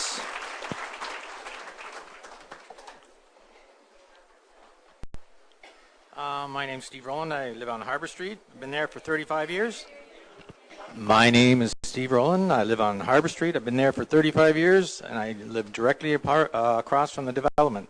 So I'm in the eye of the storm here. And I feel sorry for those people in Florida right now, but I do know how they feel. I would like to note I have a significant investment in my home and lifestyle here, so I'm definitely a major stakeholder like everybody else in this room right now. First up, I'm not against development of this land or change or possibly going back to the 50s as this plan proposes. If that happens, that happens. I just want a development that fits the size and character of the land in question. The size and height proposed is excessive, and some of the suggested venues are uncomplimentary and inappropriate at this location. On that note, I would like to say the conference banquet hall facilities in the Sunset Tower would be my number one concern and should be deleted for several reasons, along with the 50-year lease.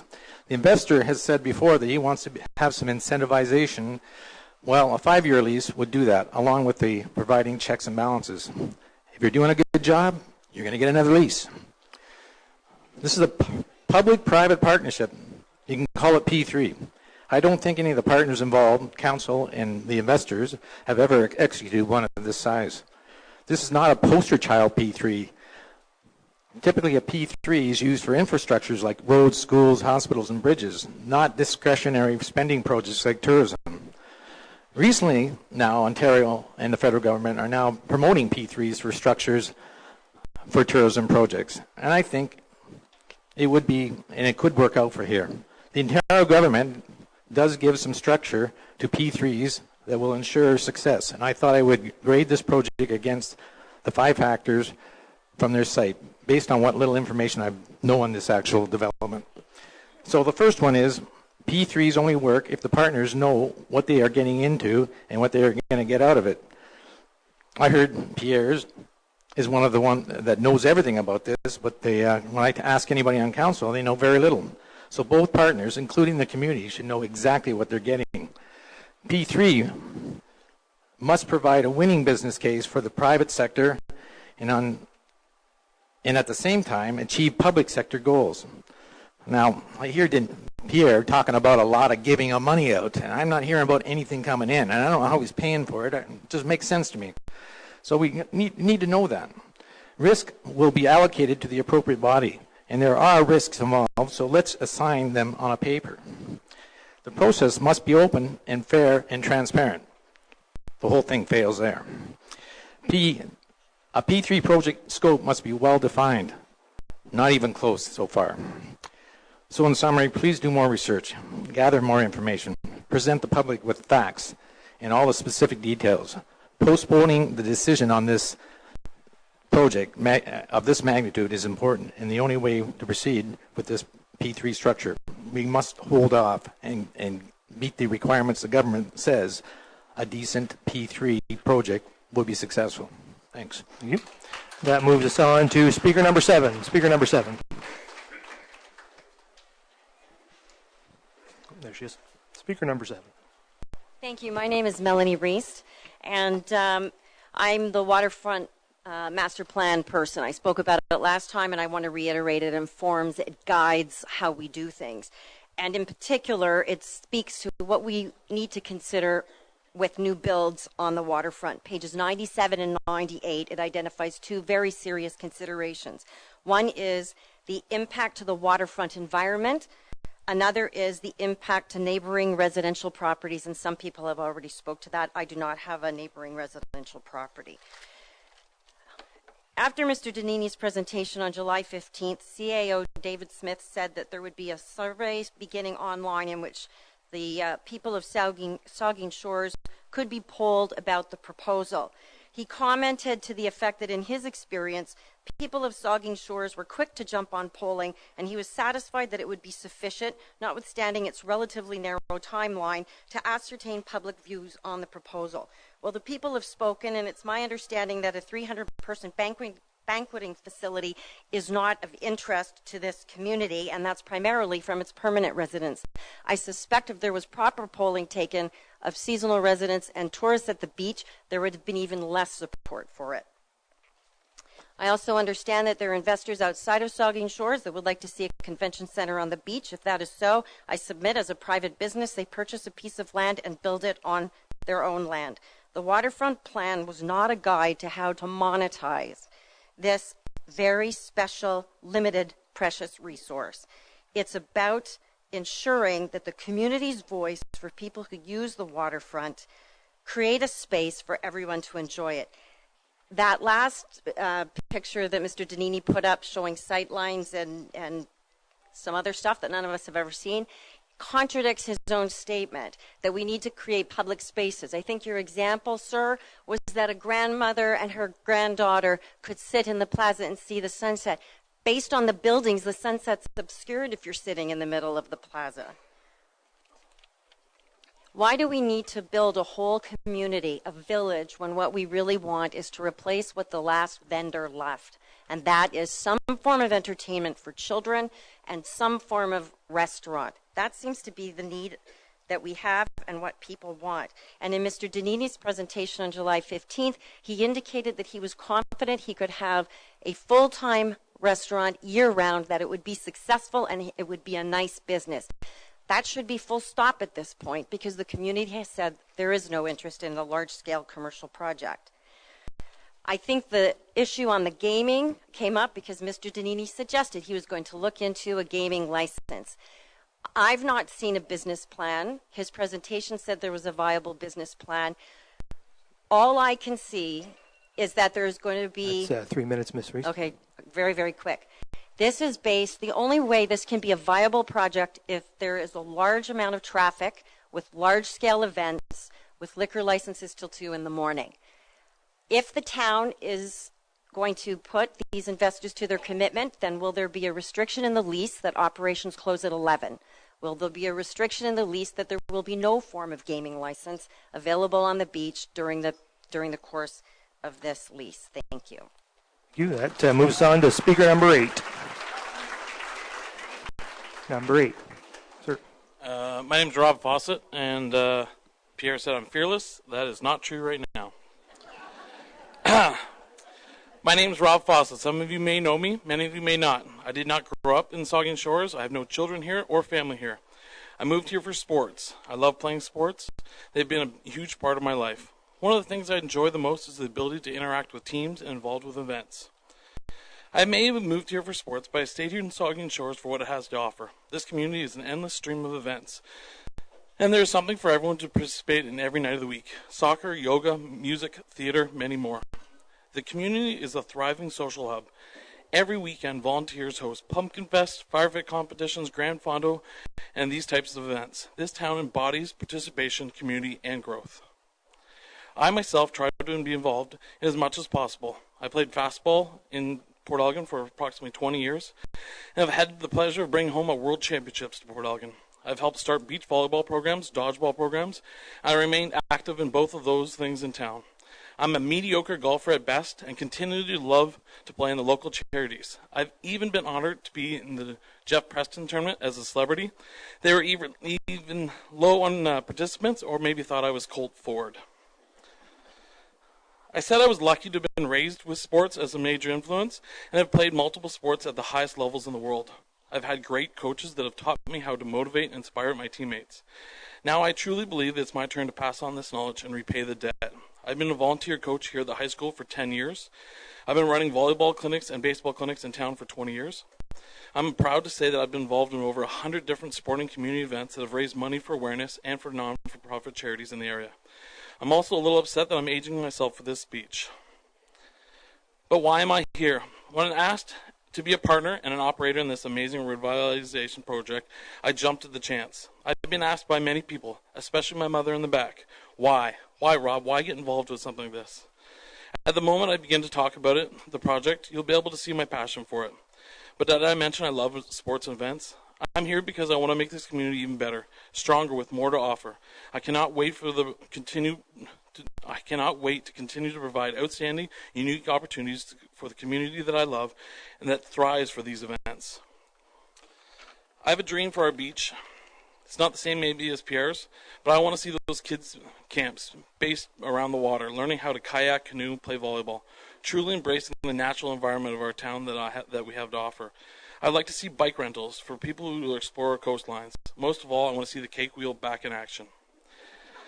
I can't wait to see a new train, a new market, the first beautiful wedding, new festivals, and most of all, dinner overlooking the most spectacular sunset in the world.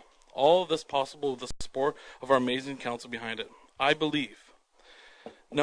know this property will be used in the way that adds 3 minutes, Mr. Fawcett.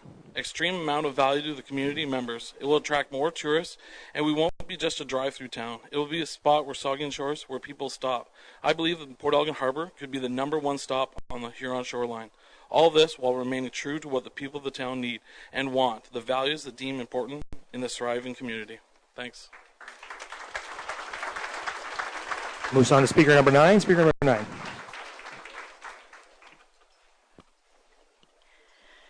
Good evening. I'm Deb Kaufman. I am the former chair for the Waterfront Master Plan from 2011 to 2013.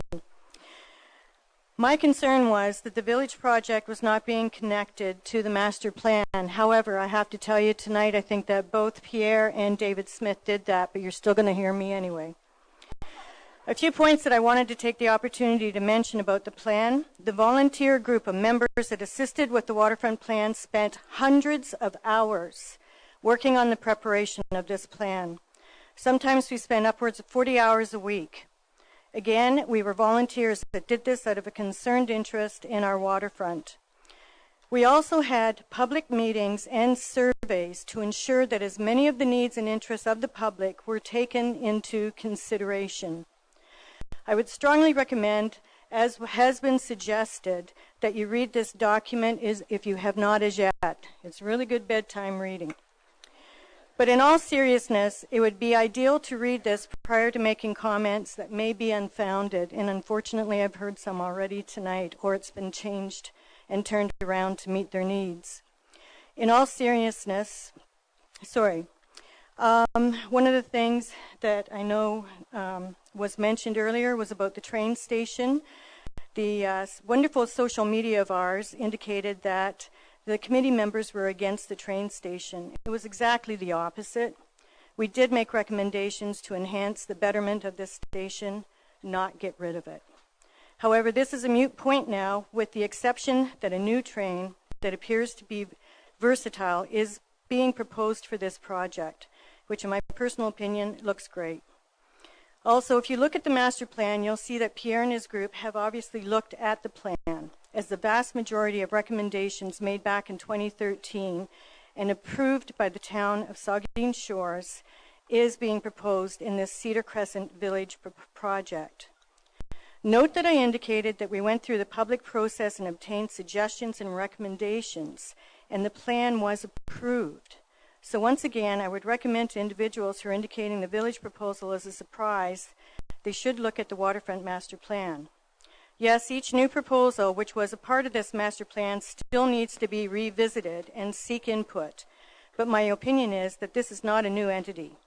As a group that worked on the waterfront master plan, seeing our hard work on behalf of the town and the community as a whole is finally coming to fruition through this proposal. It does need to maybe go in some steps. I don't disagree with that. Having a waterfront plan that we can, that we can be proud of in our community that takes into consideration the recommendations from the waterfront master plan is the future for me. Having said this, I would strongly recommend that the group submitting the village project keep the general public informed, in particular if there are any major or new 3 proposed... minutes, Ms. Kaufman. Okay, thank you. In particular, if there's any major or new proposed changes to the village. This will not only keep the rumors at bay, but will also help with what the general public does and does not want to see at the beach. Thank you. That's speaker number 10. Speaker number 10. Hello. Thank you for letting me speak here tonight. My name is Randy Bird. My wife and I have been coming up here for over 40 years, and we are now permanent members of this community. We own a house on the waterfront.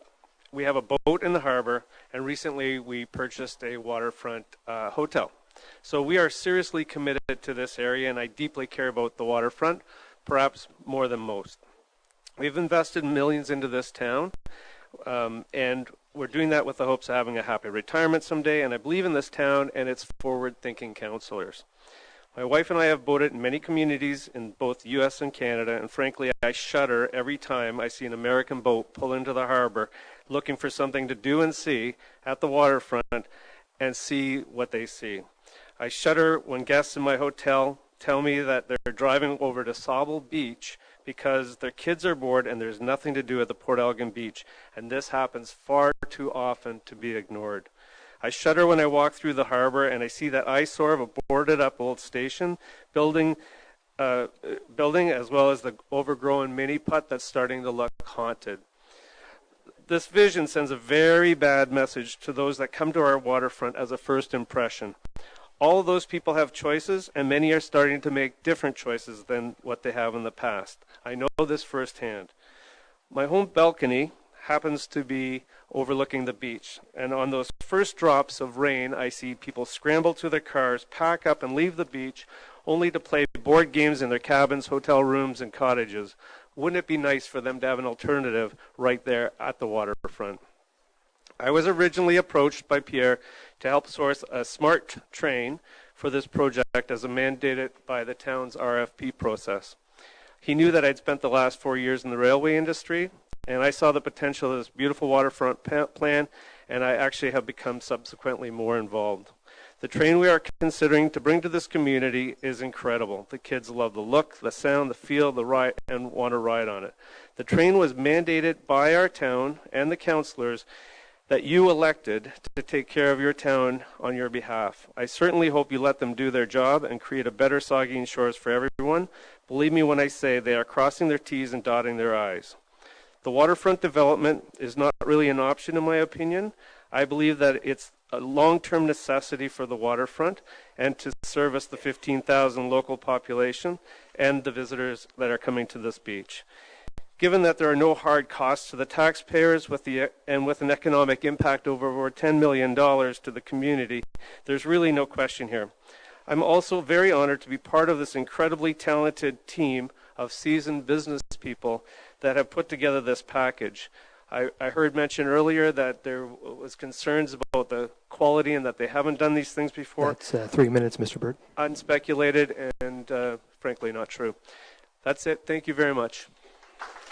That moves us on to speaker number 11. Speaker 11. Hello.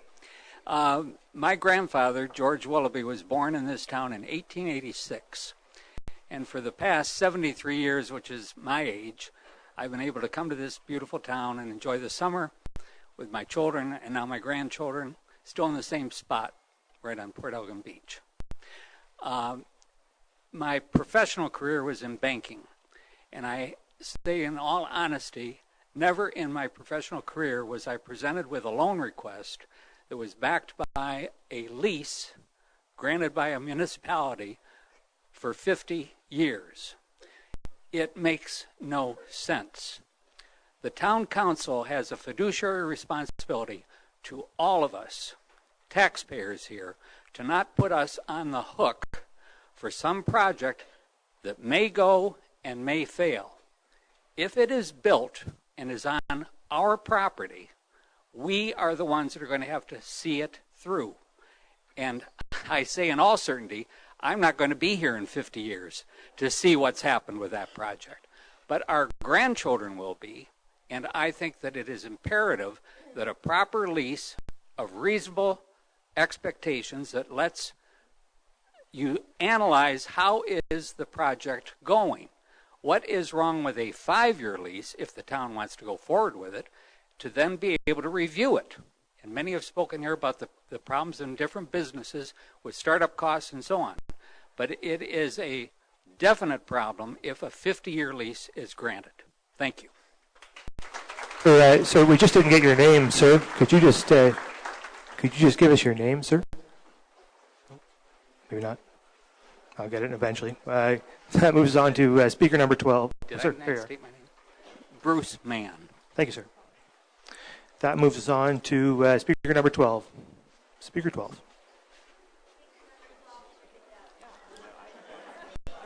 Sorry? Oh, just making her way to the podium there. Okay.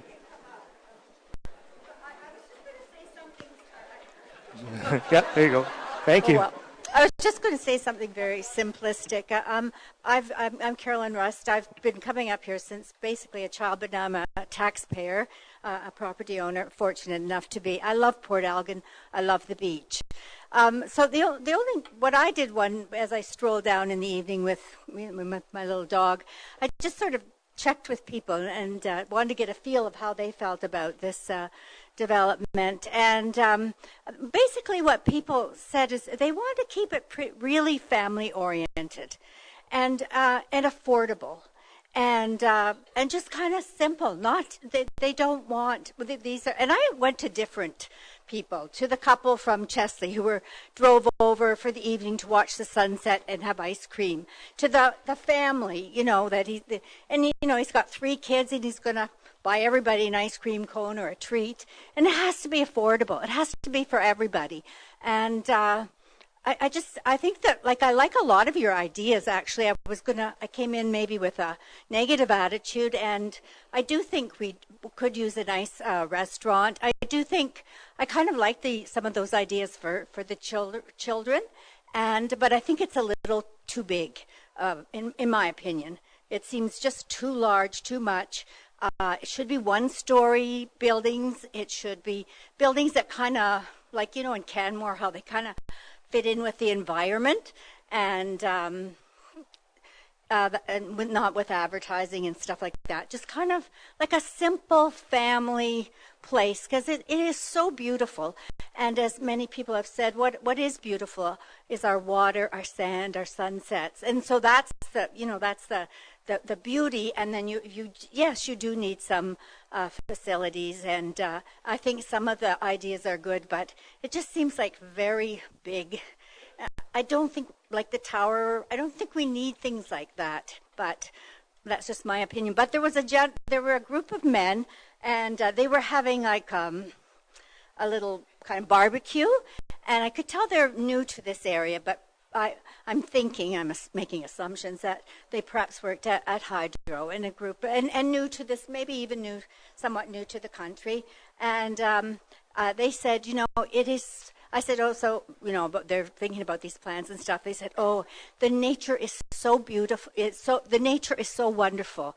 You must keep it beautiful and not commercial. And I thought, okay, they knew, like to me, in my opinion.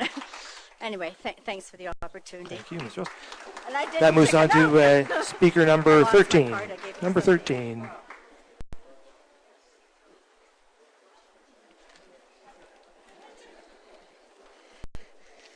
Good evening. My name is Doug Ordowich. I'm also a Mill Street resident, and I am fronting the proposed development. I had a whole bunch of things to say, but I'm going to skip right to the survey. I want to go back to the survey. After Mr. Danini's proposal in July, Council made the good choice to ask stakeholders for their opinions and choices through an online survey. The problem with the survey was that its answers were one-sided towards Mr. Danini's proposal. The survey also failed to include and solicit responses from visitors who use the beach. In the waterfront plan, it specifically points that out, that says visitors are stakeholders. Even with the problems included with the survey, I think the results are important and must be accepted by Council. The results of the survey were released on the 26th of August. It indicated 1,500 stakeholders participated out of, the sign says, 16,000 people live in Saugeen Shores. The survey did confirm that visitors' opinions and ideas were not able to be put forward. They probably didn't even know about the survey. They're visitors. But 78% of the respondents were Saugeen Shores residents. Mr. Danini had suggested in his original presentation that 72,000 visitors will visit the project in the first year. It would appear that Saugeen Shores has failed to obtain any of the opinions or suggestions of those same people that we want to attract. The survey shows that only 14% of those surveyed come to the beach once per week or more, and 34% per month in the winter months. That backs the thinking in the design of the beach washrooms. They're only 3 season. They're that way for a purpose. Nobody goes to the beach in the winter. It's cold, it's windy, and we have a lot of snow. In fact, the beach isn't plowed, and snow is usually dumped down there. From this statistics, Council must believe that Mr. Danini's proposal will be viable in winter months and draw visitors. It may not even be possible to get there during a bad winter. From question 3, what amenities would cause you to visit the beach? The banquet hall was rated at 5%, dead last. This is reflected again by question 2. How important are the following amenities to you? Where, if I added up the top 2 answers, which is extremely important or very important, the banquet hall was, again, dead last. A banquet hall is going to have a liquor license under a special occasion permits till 2 o'clock in the morning, not 11 o'clock, as Mr. Danini has suggested. Amazingly, the 2 items tied for first place from question 2 were towel space and parking. They have nothing to do with a town being built on the beach. People come to the beach for 3 reasons: sun, sand, and water, and not a village built on the beach. The survey and the people have spoken through these results, and I believe it's up to 3 minutes, Mr. Ordwich. And I believe we need to pacify those stakeholders. Council should be listening. Their answers are of great value, and we must trust in them. Thank you. Thank you. That moves on to speaker number 14. Number 14, sir. Oh.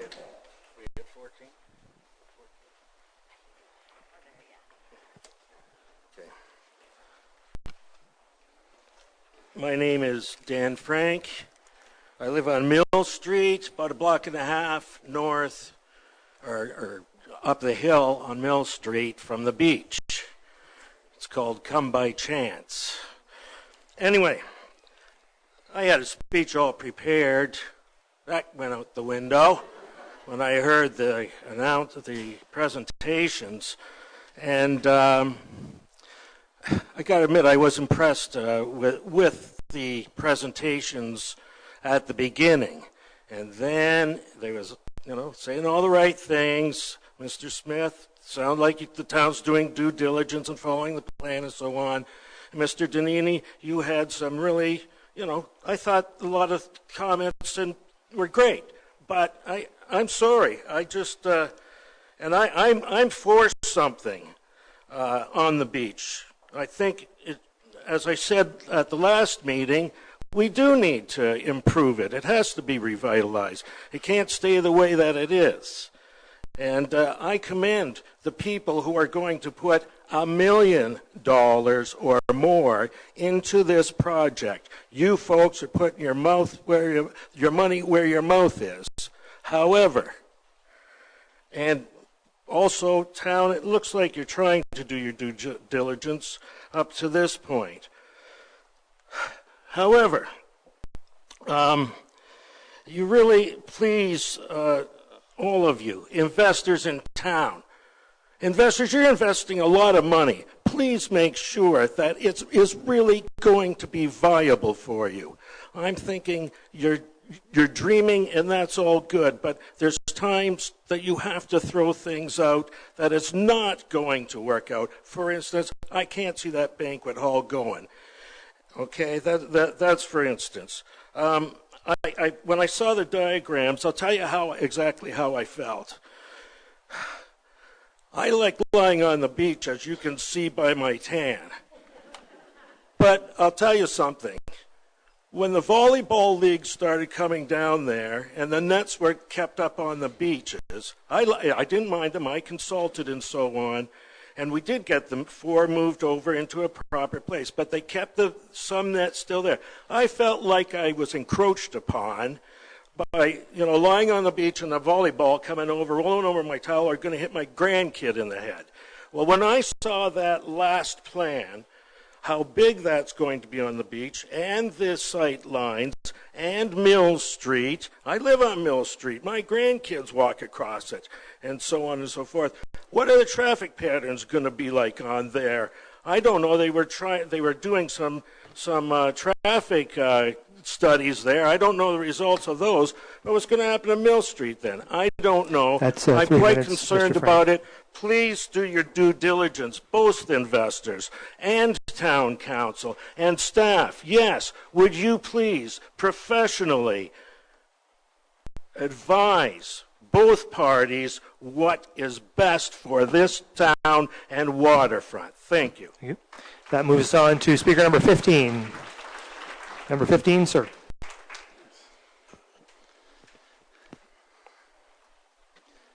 Hello. My name's Tim Tasier, and I've been an accommodator in this town for the last 16 years. Over the last 16 years, I have fought and worked to try to keep tourism in Port Elgin active and going forward. I have worked with the Tourist Association, and I was a member of the Chamber of Commerce. And one of the things that I saw from the town was tourism is not important. The tourists have always been seen as someone who comes and takes over the town for the summer and then goes home in the fall. And on the 2nd of September, the town is happy those people have left. Well, I can tell you something. Those people that have been coming here since the early 1900s built this town. I'm going to read a small passage from a book that I found that was written about Port Elgin in 1974.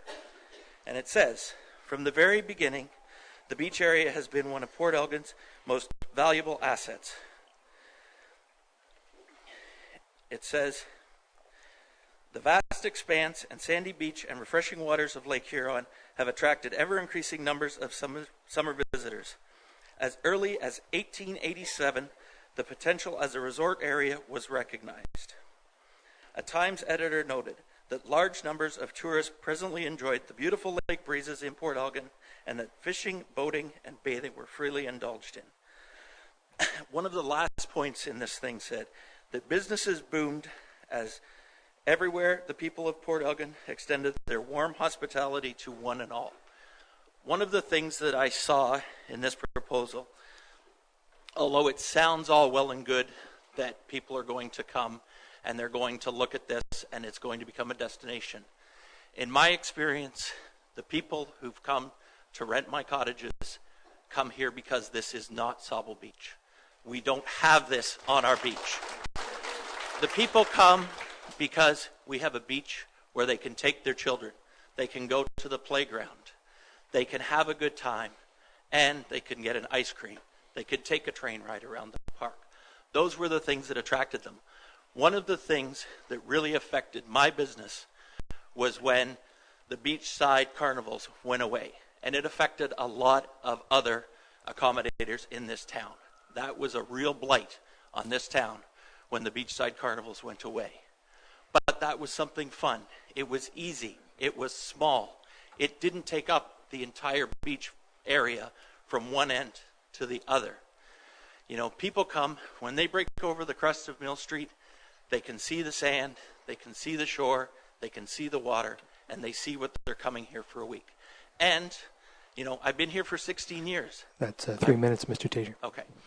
Just to wrap up, I wish that the town would truly take the time to step back, look at everything involved, what they are actually looking at doing on the beach, and scale it back. Make it small, make it something that families want to come to and continue to come to for years to come. Yeah, that's speaker number 16 now. Speaker 16. Yes, sir. Good evening. My name is Dylan Wake. I've been a resident of Saugeen Shores since 2007. I'm happily here to represent social athletics of Saugeen Shores. We organize adult recreational sports for people in town. We run year-round leagues. One of our big leagues is the Beach Volleyball League. Some of you are in favor of it, others of you aren't. But we have a lot of fun with it. We bring almost 500 residents of this town to the beach 4 nights a week, all summer long. We run 2 major tournaments. We are strongly in support of this proposed development. We think it makes a lot of sense for the town. It helps us get off the beach so that there is more towel space available for people while still allowing us to have a recreational space there. It aligns with our vision to make this a community, a place where people can be active and have fun and enjoy the beautiful setting. And yeah, that's all I have. So I'm going to finish early and respect everybody's time. Thank you. Sweet. That moves us on to speaker number 17. Number 17. Oh, Minnie, you coming up here, Minnie? Okay.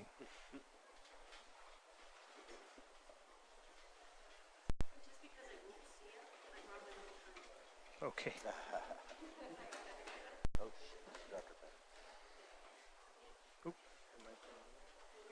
Nope. Just push the front button. The front button. Front button, David. Front. Now turn it on. Oh, Okay. okay. There you go. Great. I'm going to do my own timer because the last time I tried this, I didn't see them waving me off, so I'll let you know, Minnie. thank you. My name is Minnie Jakes, for those of you who don't know me. I was born and raised here, 1960, so you know my age now. I am the former tourism coordinator for Port Elgin. I've also been on 2 waterfront committees, and I have worked on the last waterfront master plan. Deb stole everything I was going to say, so that cuts out most of my speech, but it does explain why I'm still single. I spent too much time on the committee. I just want to talk about the fact that this plan talks about an extended season. People talk about winter and rinks and it not working, and I have to say we have to start somewhere. You go down to the beach in April, all the cans and everything are filled up with coffee cups.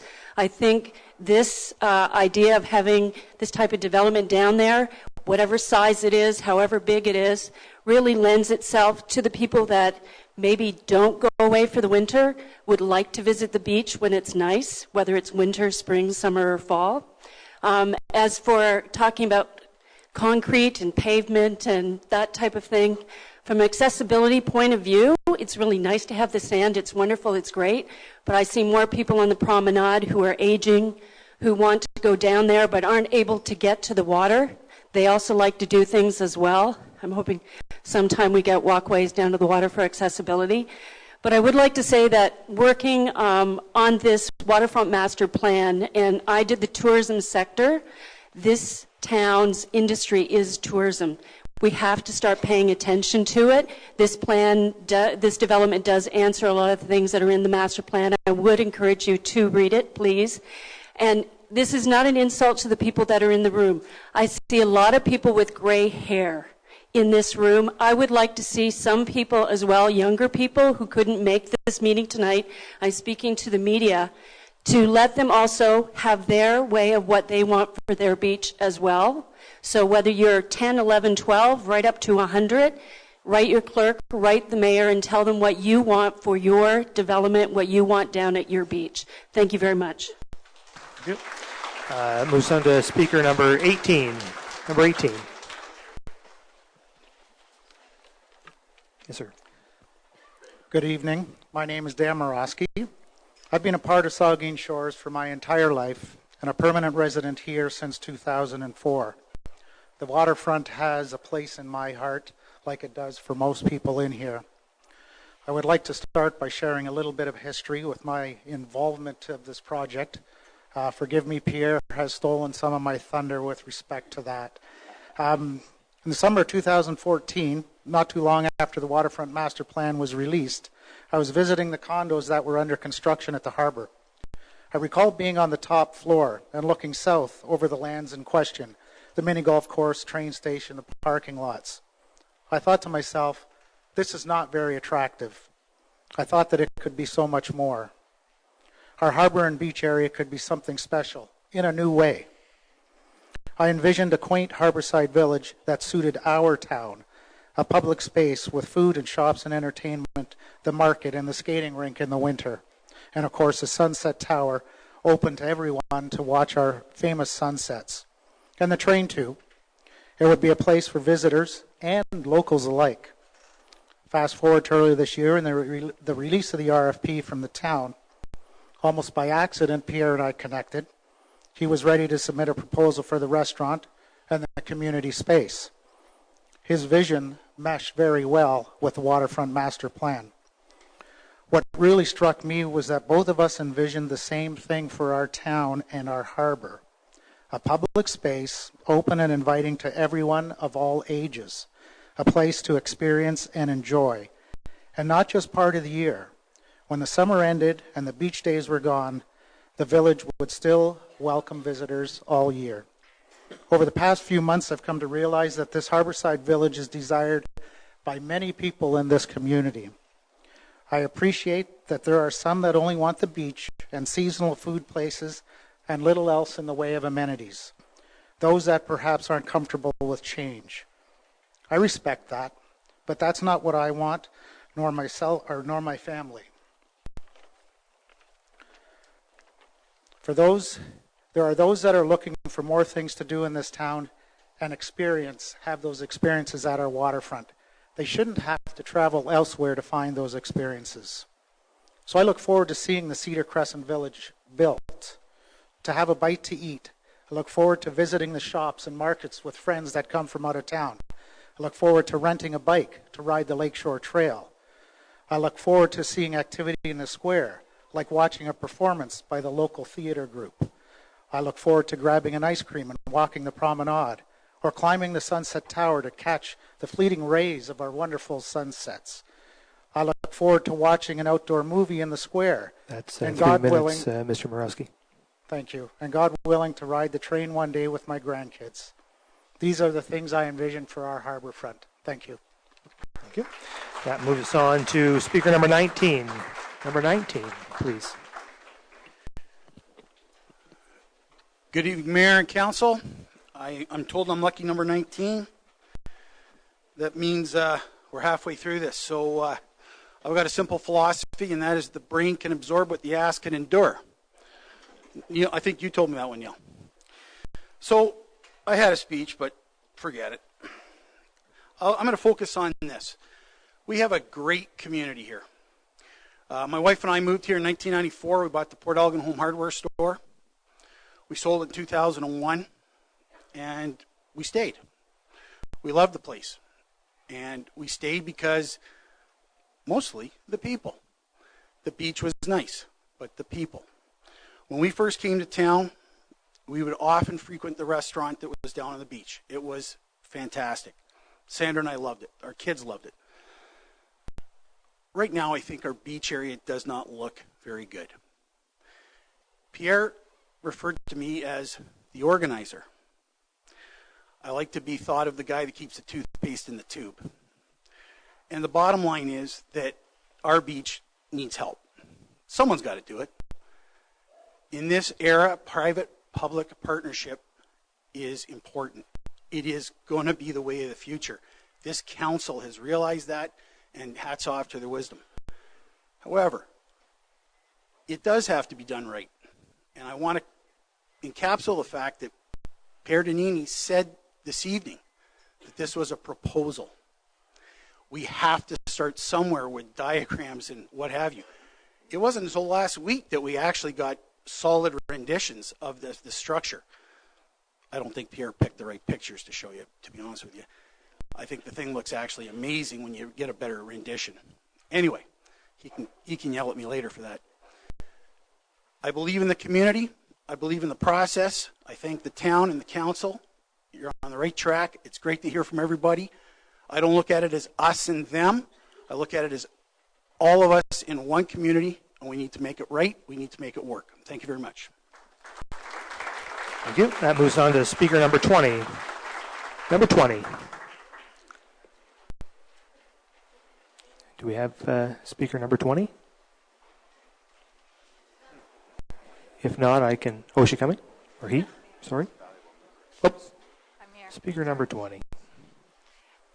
Hello, everyone. Sorry. My name is Kim Clark, and I am a resident of Saugeen Shores. I wasn't born here, so my husband says I'm an import. But I, have fully embraced Port Elgin, and I love it. My kids are here. And when Pierre came to me and said, I'm thinking about doing this thing down on the harbor, and I thought, oh my gosh, this is fantastic. I am a professional within the tourism industry, and I work across Bruce Grey and Simcoe counties, and I've seen what happens in Wasaga Beach, and I've seen what happens in Sable Beach, and in Tobermory, Midland, Penetanguishene, Blue Mountain. This is fantastic. So just to put some context around tourism within the area, in 2015, tourism brought in $1.4 billion to this economy. So it is not small, it is not insignificant, it is important. It keeps many of our people employed, it keeps many of our businesses open year-round, and provides a lot of opportunities for people to, a lot of opportunities for businesses and people and our residents to benefit from as well. So I love this proposal. And if I can get my phone to work so I can see my notes, then I'll tell you something. And I think that people need things to do while they're on the beach. Coming to the beach is one of the key drivers for tourists to come here. And when I say tourists, I mean people who stay and spend money and not just use our infrastructure, turn around and go home. People, day trippers are a huge part of the tourism industry. So they'll come and they'll buy gas. They might eat out, grab an ice cream or a burger, which is fantastic. But can we create more opportunities for them to spend money and increase the economic benefit to our community? And I think that this is a real opportunity. We need to create opportunities and more experiences for people to do while they're on the beach. So use that as our key driver, but also create more opportunity for them to leave an economic impact within our community, which is going to help keep people employed, it's going to help keep businesses open, and it's going to help create more amenities for our residents as well. So I honestly think that this is a win-win. Tourism in the region is growing, and if anybody's been in Tobermory lately, you'll notice that the demographic of tourism is changing, and it's getting busier and busier and busier. it's coming south, and I think that this is an amazing opportunity to proactively manage visitation as it grows down the shoreline. So if you can get ahead of the curve, and I think that this council is trying to proactively do things in order to manage tourism as more visitors are coming, as our destination grows in popularity, and keep people coming back again and again and again, because competition's fierce and people will go to other destinations, spend their money elsewhere, and that has a negative impact on the people who live here, on the people who are employed within the industry, and the opportunities for people who live here as well. Thank you. Thank you. That moves on to speaker number 21. 21. Thanks, Mr. Mayor. Thanks, ladies and gentlemen and councillors. My name is Christian Morton. My wife and I are residents here in Saugeen Shores. I work at Bruce Power, and I also sit on the board of directors at our curling club. And I think the first statement that I'd like to make is I applaud the courage. I think the courage to have a proposal, to put something forward when we know that change is tough, is difficult to do. And I applaud the courage of everybody in the room to come and participate in the process. It can be a difficult conversation to have. Right? So thank you very much for continuing to do that. In addition to being a resident here, I'm a snowmobiler. I play in the dodgeball leagues. I play in the volleyball leagues. I curl, not very well, but I try. And if my wallet allows it, at some point in time, I'll be a boater. And as much as, I think it was number 2 in the Waterfront Plan, talks about a destination, where my mind was going with that was similar to some of the other comments about the beach as a destination. Certainly there are different points in the beach that are destinations within the beach. My wife and I and our family use the beach a lot. We were on the beach all 3 days of this long weekend. Different beaches, South Beach and the main beach. A couple of weeks ago we had family in from Calgary and we were over at Gobles Grove. So lots of different choices. But the thing that sticks out for me is the ability to go down to the beach and do things. There's towel space. Certainly we're blessed with beaches all the way from Eitz, McGregor, all the way up to south and then beyond that. So lots of towel space. But for me, it does feel that we're lacking in terms of amenities at the beach. I would like there to be something. And by the way, we live down by the harbor as well. So we're local. We're not right across from the harbor, but we're close enough that we can walk to it. I use the beach in the winter, so I'm one of those people that will have the coffee cup on the beach. I can't speak to the economic viability of that. I'll leave that to the people who are business owners and know how to do that.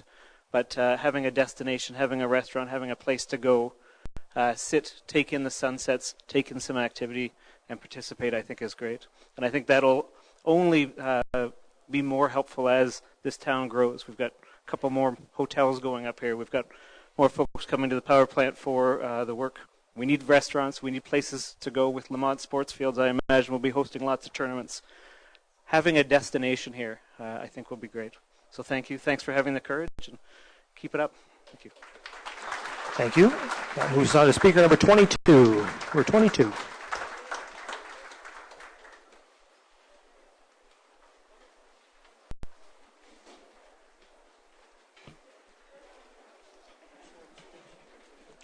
It's going to be tough, actually. Usually the intro is a little more than 3 minutes.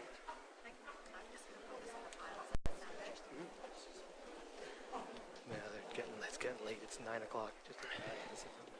Test it. Test. Yep. Still trying. Am I coming through up there, Mr. Mayor? You can hear this? Yep. Mm-hmm. Okay. Your Worship, Mr. Mayor, members of council, members of the press, and fellow residents of the greatest municipality in the greatest province in the greatest country in this world. You absolutely need to understand how fortunate you are to be sitting in the chair you're sitting in tonight. But you also need to understand that every opportunity that comes along generally demonstrates succinctly democracy is alive and well in Saugeen Shores.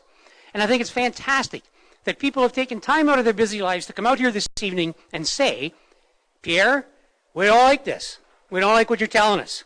Okay? We don't believe you, and you need to do a better job at what you're telling us. And I love it when people come out and say, I need more activities. I want another restaurant. Who's to say that a restaurant won't survive on the beach? How many restaurants have opened in Saugeen Shores in the last 12 months? Quick, this is a test. Hands in the air. Does anybody know? 4. And they're all thriving today. Okay?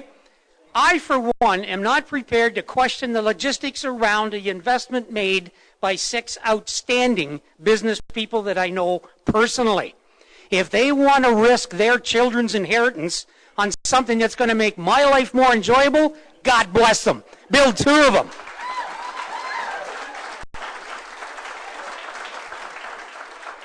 There is not a single solitary venture that these 6 people have gone into that has failed. Who else can say that that's prepared to put $10 million on the table so that I can have dinner, lunch, and possibly breakfast? As you can see, I've missed a lot of meals on the beach watching the sunrise and sunset. I'll turn around for the sunrise in case those people say, well, you're facing west, Mark. I get it. I understand that.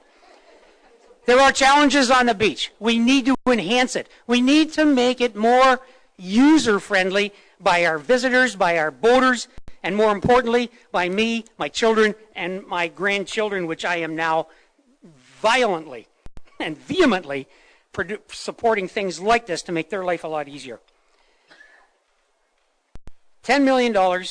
We're replacing a train. We need a train. God bless you for doing that. And I'm really glad Randy's on stream. Randy's got all kinds of train experience. If you doubt it, ask him.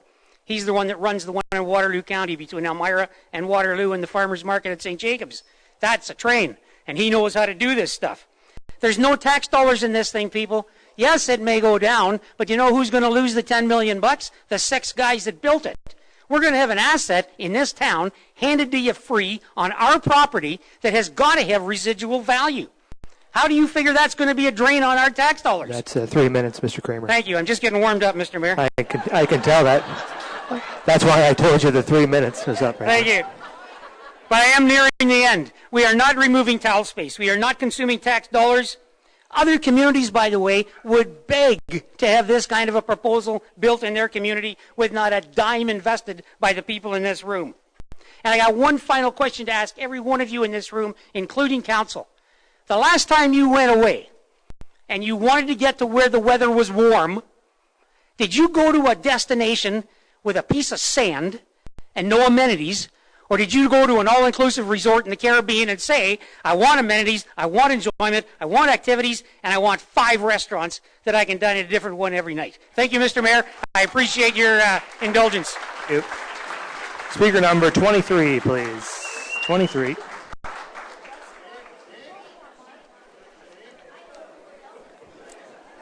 Yes, sir.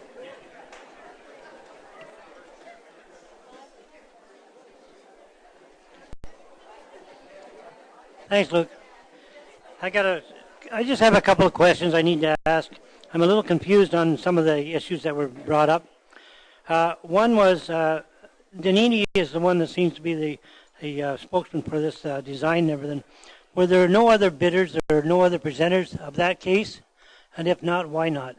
That's the question. The other part of it is, what about the beach? In his proposal, which he proposed, and the proposal that the press reports, that they indicate that the village is on the defunct train station property and the putting green. In your proposal, you're actually in a parking lot, and you will be taking away 150 parking spots and putting up this building. Why not move the building back over to the train station where it should be? And less is best. And no, we don't need all that other stuff out there. Thank you very much. Could you just give us your name there before you go? Just give us your name so everybody knows your name. Just give us your name. John Sturgeon. Thank you. Okay, that moves us on to speaker number 24.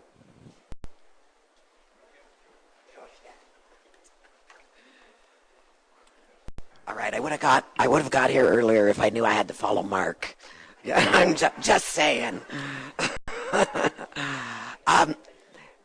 Firstly, I'm going to speak as a resident. I live two blocks from the beach. I have lived there for 30 years. I want to say kudos to these local businessmen for investing in our beach and following the Waterfront Master Plan. That's a hard thing to do. Local is key. I'm very comfortable with the fact that it's local investors who grew up here, who know our beach, who remember the cake wheel, who just have a heartfelt love for the beach the way that we all do. They work, live, and play here. So also, I want to thank them and the town for including all of us in this process. We, the collective we, should be thankful that something is finally being done and discussed. The beach is the gem of our community, and this opportunity can bring it back to its former glory and make us all proud. So that's my first hat. My second hat is this year, Pumpkin Fest ran the beach market. And I just want to give you some numbers. I was pleasantly surprised. I did not know the beach market was as busy as it is. By counting the quarters and talking to people, we have over 2,500 people per week that go through that market. Now that's just an average. The middle of the summer was even busier. So, and that's quarters. That doesn't count the ones under 12. So, and most of them are families. So there's a number for you that we can relate to. If that many people are wanting to do something on a Wednesday, why aren't they doing something down there at our beach on a Monday and a Tuesday?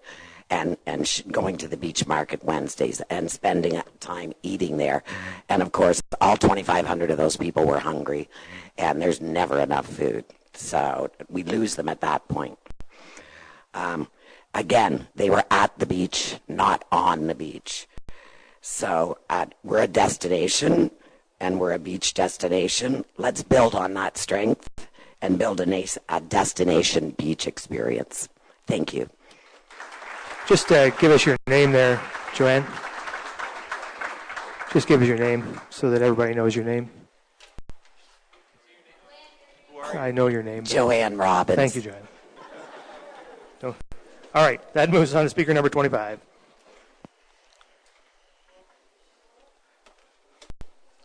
Just before you start the clock, a lot of my information was gathered a week ago, and a lot of the information that was presented tonight I was not privy to, so you just have to bear with me on this. Sure. My name is Richard Ferguson of 471 Johnson Avenue, the eldest son of the late Clayton and Jean Ferguson, who were lifelong residents of Port Elgin. They ran a very successful 11-unit tourist business for approximately 25 years. The guests came from Windsor, Detroit, London, Stratford, Guelph, Hamilton, Toronto, etc. They came to Port Elgin to get away from the rat race of the city for a week or two and to enjoy our famous beach and take in the sun and the water. They did not come to Port Elgin to shop that much, as they could do that at home. They enjoyed their stay here, and some came back year after year, some even returning long after my parents sold the business. In fact, I've had a few knocks at my door of people that were in those cabins back in the 50s and 60s. My background is financial, and there seems to be a lot of financial people up here tonight, which is encouraging. Turning now to the present beach revitalization presentation, the mayor has made some very argumentative statements. The project will create more towel space. Wrong page. With the present high water mark, there are only two ways to increase towel space. One, dredge the water, make it deeper, and dump the sand back onto the beach where it came from. Two, put up a clothesline to hold the additional towels. But where then are the owners of these towels going to lie? Two, more parking space will be made available. According to my calculations, approximately 200 parking spaces will disappear with the project. Is there a net gain? Who are the main investors of this project? Does the town know, and if so, have their personal financial statements been checked and verified? Has a letter of credit for at least 50% of the project now on hand with the town? I am a little concerned about the term of the lease requested 50 years. Is it going to take that long to recoup the money? No bank loans for 25 years, let alone 50 years. Where is the money coming from? There are also rumors running rampant that a casino and gambling license is in the works. That should put to shame the bingo, cake booth, and Crown and Anchor operations of years gone by. Has there been a traffic study done? Is it zoned correctly? Has there been an environmental impact statement done? What about hidden costs, policing, snow removal, etc.? We just do not know enough. We just do not have enough information to approve a project of this size at this time. Thank you very much. Thank you. That moves us on to speaker number 26.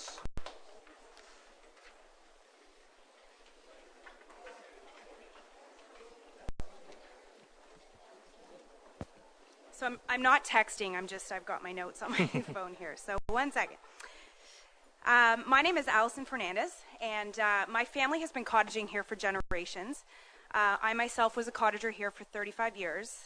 I now live here and call Saugeen Shores my home. And I can't wait to ride the train with my daughter as I did as I was a kid.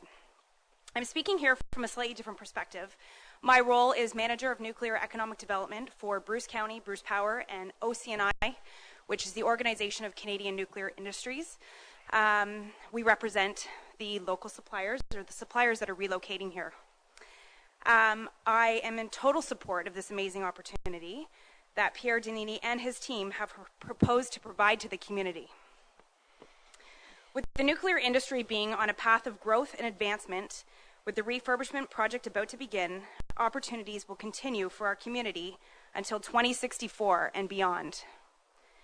Growth is inevitable and, quite frankly, a reality. We currently have 56 nuclear companies that have relocated to the Tri-County region, with more to come. Not only are these companies bringing development, support, and growth to our communities, but they are also offering employment to our local residents, as well as educational opportunities for our youth. Through this, we have many families relocating here, and we want to retain those individuals that are bringing the opportunities to our local area, which will in turn help to support and keep the local businesses thriving throughout all 4 seasons. Retention can happen through development of infrastructure, opportunities for families, places that they can spend quality time together, be active together, children's programs, a waterfront restaurant, the ability to host non-corporate and corporate events at a desirable waterfront venue as proposed.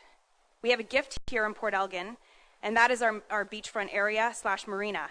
It is severely underutilized at present, and this development will bring individuals to our beautiful beach, make our tourism 4 seasons, be here for our year-round residents, and continue to grow the area that we are so fortunate to have access to. I have full faith in the decisions and direction that Mr. Danini and his team will make. Let's support someone who already does so much for our community, for those in need, and truly has our community at heart. Thank you. Thank you. Speaker number 27. Number 27, please. Thank you, Mr. Mayor. My name is Neil Minaj. I'm number 27. I also have torn up what I wanted to say and looked at some of what's being said, and I would like to express some. I would like to remind everybody about the Waterfront Master Plan and how we sat in this room around the round tables. I was also on that committee, served for better part of 5 years, 2 years on council, as you know, on the Waterfront Master Plan Committee. We sat with stakeholders, all of them. There's no one group that's any more a stakeholder than anybody else. We're all in this, all for one here. And we heard it. We heard it unanimously. It needs a makeover. It's downtrodden. It looks awful. The tourists are telling us that. The visitors are telling us that. Our own residents are telling us that. We have to do something. I'm an immigrant, 50 years now, 50 years living in Port Elgin. And I came here when I was 16, so you two now know how old I am. I worked for Emmett McGrath. There goes everything.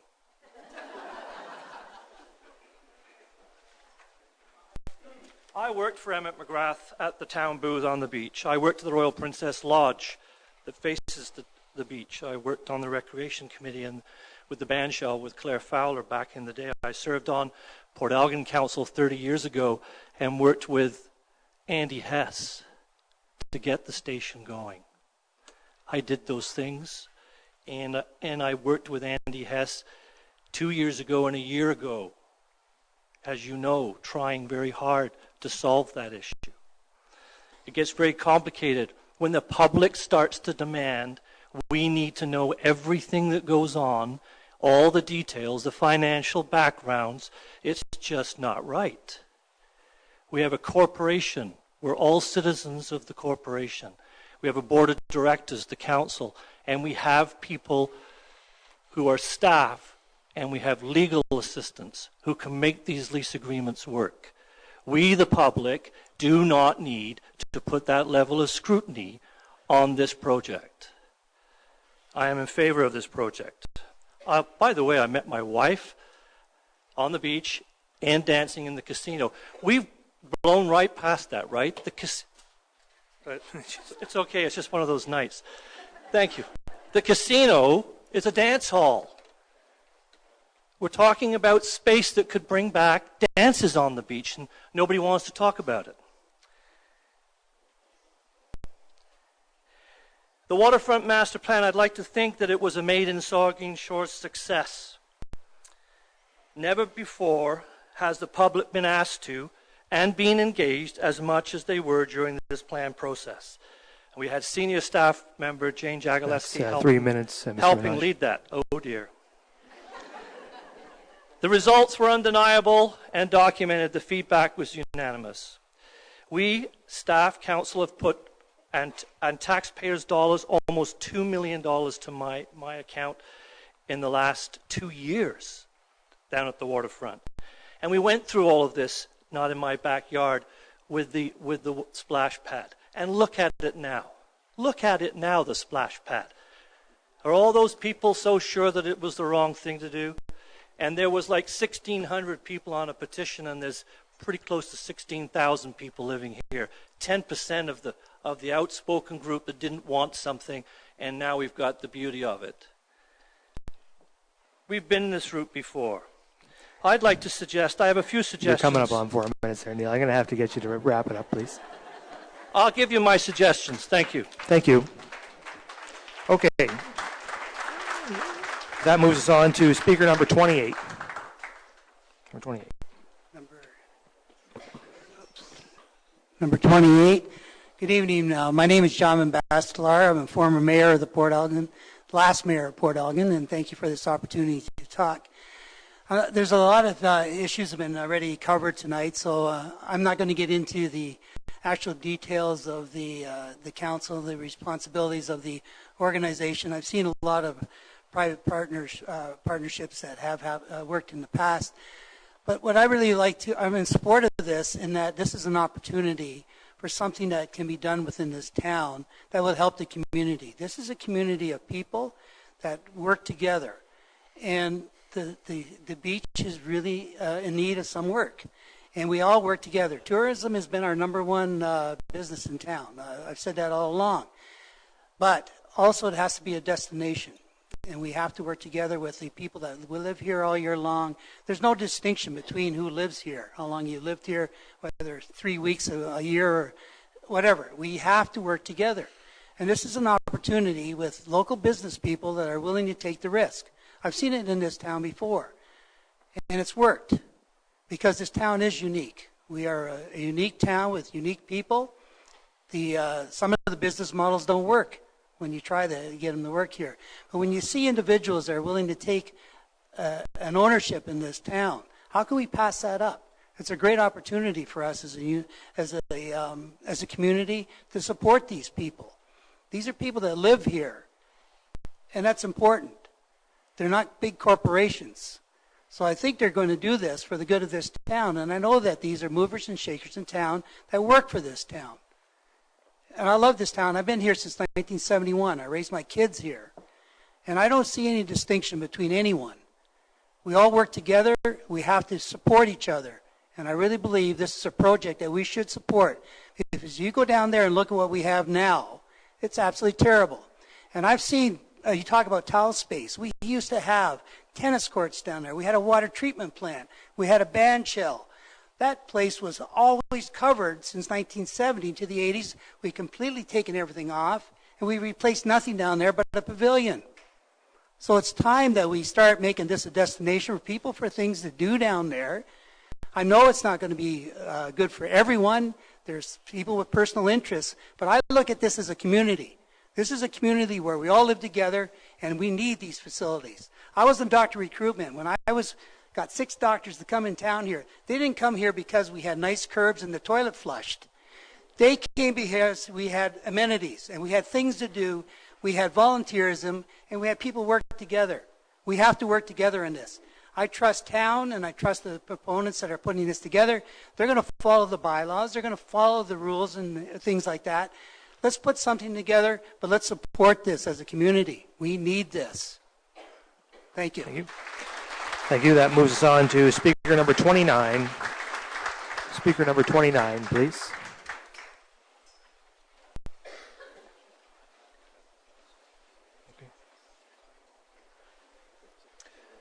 Hello, my name's Rick Irwin.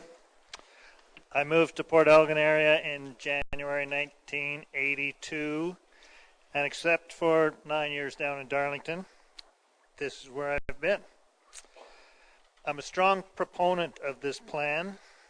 I like the fact that it's being spearheaded by local entities.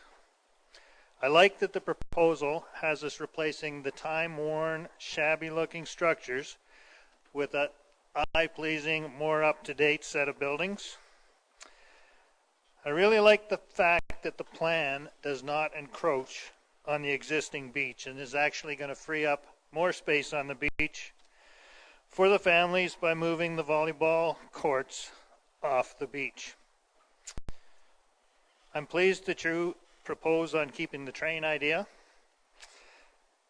but with one that's safer than steam and certainly more functional for the town. It's not a bad thing for the town to look at things like the proposed rink that might keep some activity in the area between October and April, when it is, as was previously identified, totally abandoned at that time period. I look forward to enjoying the opportunity for a nice meal and a drink with my wife while taking in one of our famous sunsets over the harbor.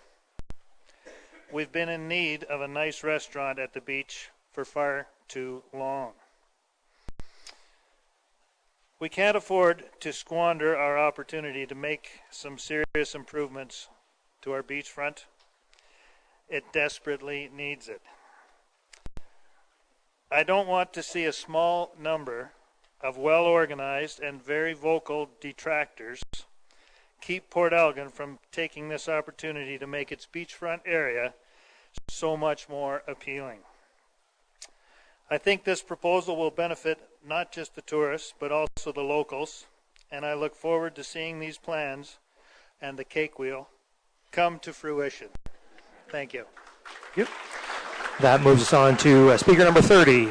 Speaker number 30.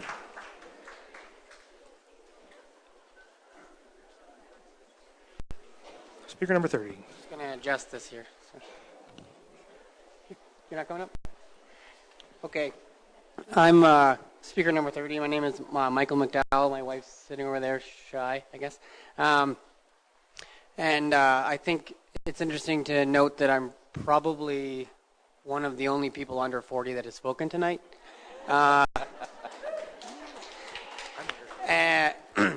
Except we represent 44% of the people that live in this town.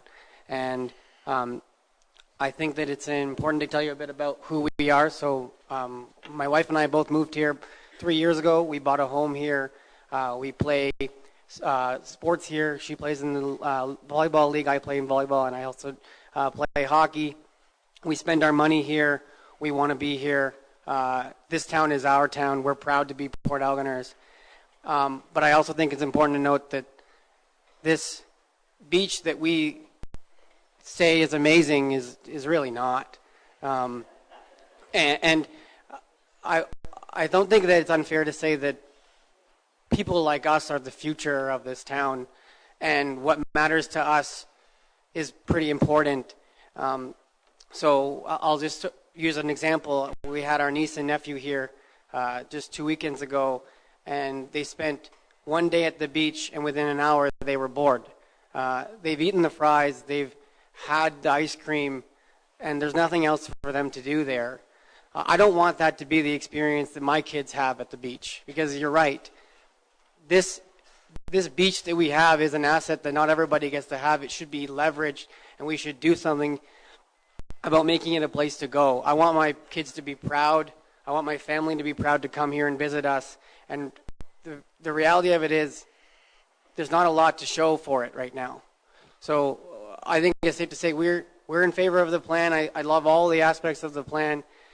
And I note that my generation, my part of that pie chart is not represented here, but I think I speak for all the people my age. I'm 26 years old, and everybody that I know loves this plan and wants to see it come through.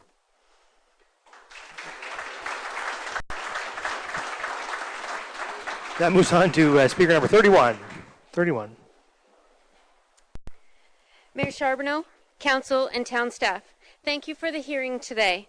I am coming to you as a tax-paying citizen and a full-time resident of Saugeen Shores. Our family owns multiple properties in Saugeen Shores. While these are not located on Lake Huron, they are within municipal boundaries, and as such, I believe I have as much say and right to voice my opinion as on the new development at the beach as people who are lakefront property owners. As a part-time trolley driver since day one, it was my job to tell people about the train, but having them come back to my trolley with crying children because it wasn't running for 2 or 3 more hours or at all that day, they often mentioned that the kids were afraid of the mini putt because it was a little bit neglected. And they thought it was pretty unsafe. It was kind of embarrassing as the trolley driver, I can tell you. As a full-time resident of Saugeen Shores, with guests and relatives coming at all times of the year, I have been embarrassed to bring people to the main beach over the last 3 years, with the largest parcel of land on the beach being so decrepit. We still bring them to the beach, to the Harbor Light, because they have the best breakfast in town. And I try not to point out the terrible, decrepit embarrassment that's across the road. The main thrust over the years of staff and council, from what I can tell, is to cater to the tourist trade. Terrific. But I'm sorry, what about the rest of us who are even here in February when the roads are closed for days and Lake Huron winds blow a gale? I personally would like to be able to come down to our beach, enjoy some outdoor skating and a nice meal afterwards with family and friends. Those are the memories that I'm really looking forward to. I would also like to point out that for every positive opinion expressed here today, there are hundreds who are behind this development who can't or won't be here for their own reasons. The vast majority of citizens are behind this. Please don't let the negative people stop this positive step from being developed on our main beach. It's time our council and town staff make a progressive move at the beach to make the beachfront development a reality for not just tourists, but for people like me and my kids who are full-time residents. Thank you. Thank you. Just give us your name there, Melinda. Can you give us your name before you go? We didn't get it at the beginning. Sorry, I'm so nervous I've got to That's say right. my name. I'm Melinda Marshall, my aunt. Oh, thank you. And just to the upcoming speakers, just speak real closely into the mic like this, because we're having trouble. Some folks at the back are having trouble hearing. We're getting word. Okay, moving on to speaker number 32. Right here? Oh, sir. Okay. Ma'am. My name is Linda Kelly. I am a resident of Saugeen Shores. I am what you would call an import because I came in 1972, and many people have told me that I am an import, and someday they might accept me, but not yet. Okay? They fail to realize that I've been in this town since 1949. So I have a lot of passion for Port Elgin. I came as a baby with my parents who came to visit at Dean's Cottages, and I'm sure Mrs. Dean is rolling over in her grave right now if she saw the disgrace of her cottages, because she was a very proud lady and kept those cottages in mint condition. However, like many things in this town, they kind of go downhill. As for the fact that we have members of the town council, town people interested in what's going on in our town, and they're saying, trust me, I'm sorry, I can't. I cannot trust you. The last business people that worked in this town bought the old high school, and they built a new one because the old one was condemned. Oh my goodness. And what did the new high school become? A taxpayer's nightmare and an architect's dream. We have the old high school still functioning, has never been empty since the day it was condemned, just like the old arena. It too had to be replaced, but it's still being used. I would like to see it opened up for a roller rink, thank you very much. We used to do that regularly. So there's lots of changes that have happened. I've had a lot of company that has come from the U.S., from Canada, from different areas of different provinces, and they walked down to our main beach and they said, what on earth happened to Port Elgin? And I said, it's a disgrace. There's one fellow that lives in town here. You'll all know him. His name is Freddie Carson. Sweet, sweet guy. And he says, I'll say to him, how are things at the beach? Oh, he says, a mess as usual.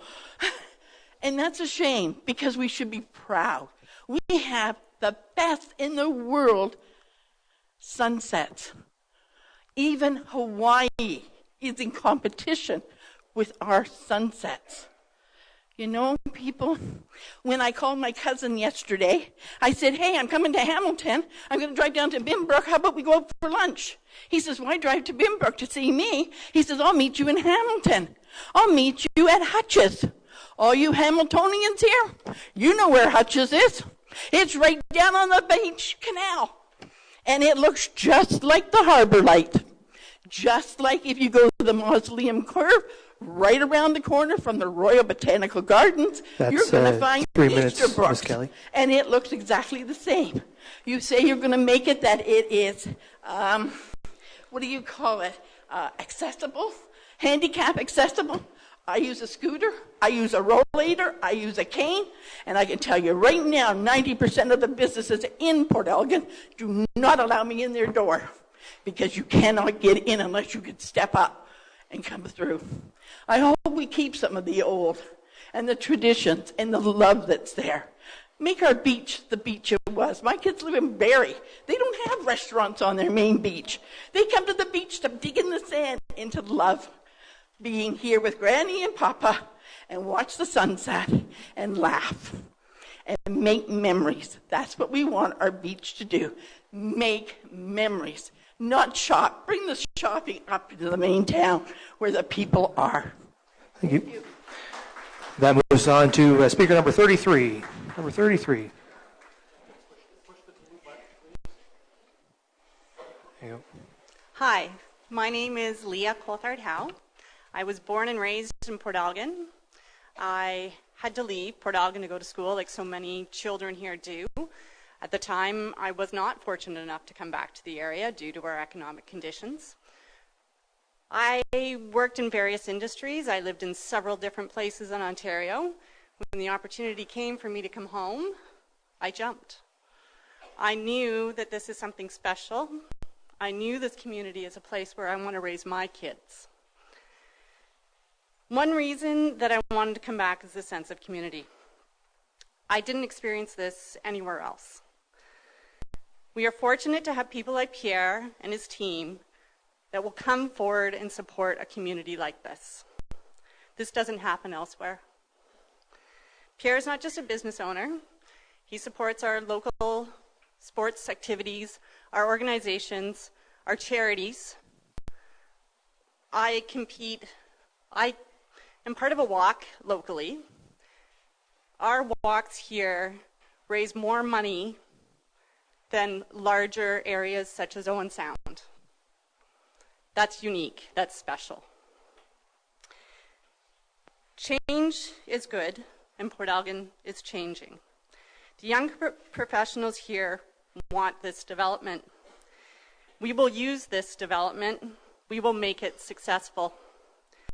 Families will use it and will spend more time at the beach. They will spend more money at the beach. I think we're lucky to have Pierre and his team willing to do this. I have the confidence in his team to do this. The plan preserves the beach from the promenade to the water. This project will keep the residents coming back and the tourists coming back.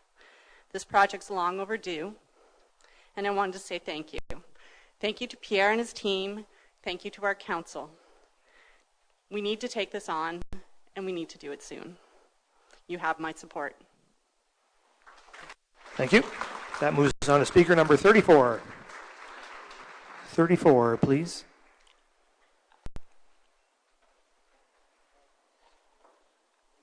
No, do we have speaker number 34? I'll ask one more time. They may have gone. I'll just I'll move on to 35. If 34 shows up, we can always double back. How about speaker number, are you 34? Okay, speaker number 35 then. Huh? Yeah, push the blue button there to get on. There you go. Thank you. I did bring my glasses, and I'll try to speak fast because I'm going to take her 3 minutes or whoever it was that didn't come in. Okay, my name is Patty.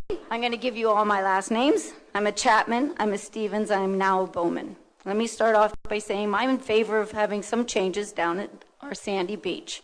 It does need to be taken care of.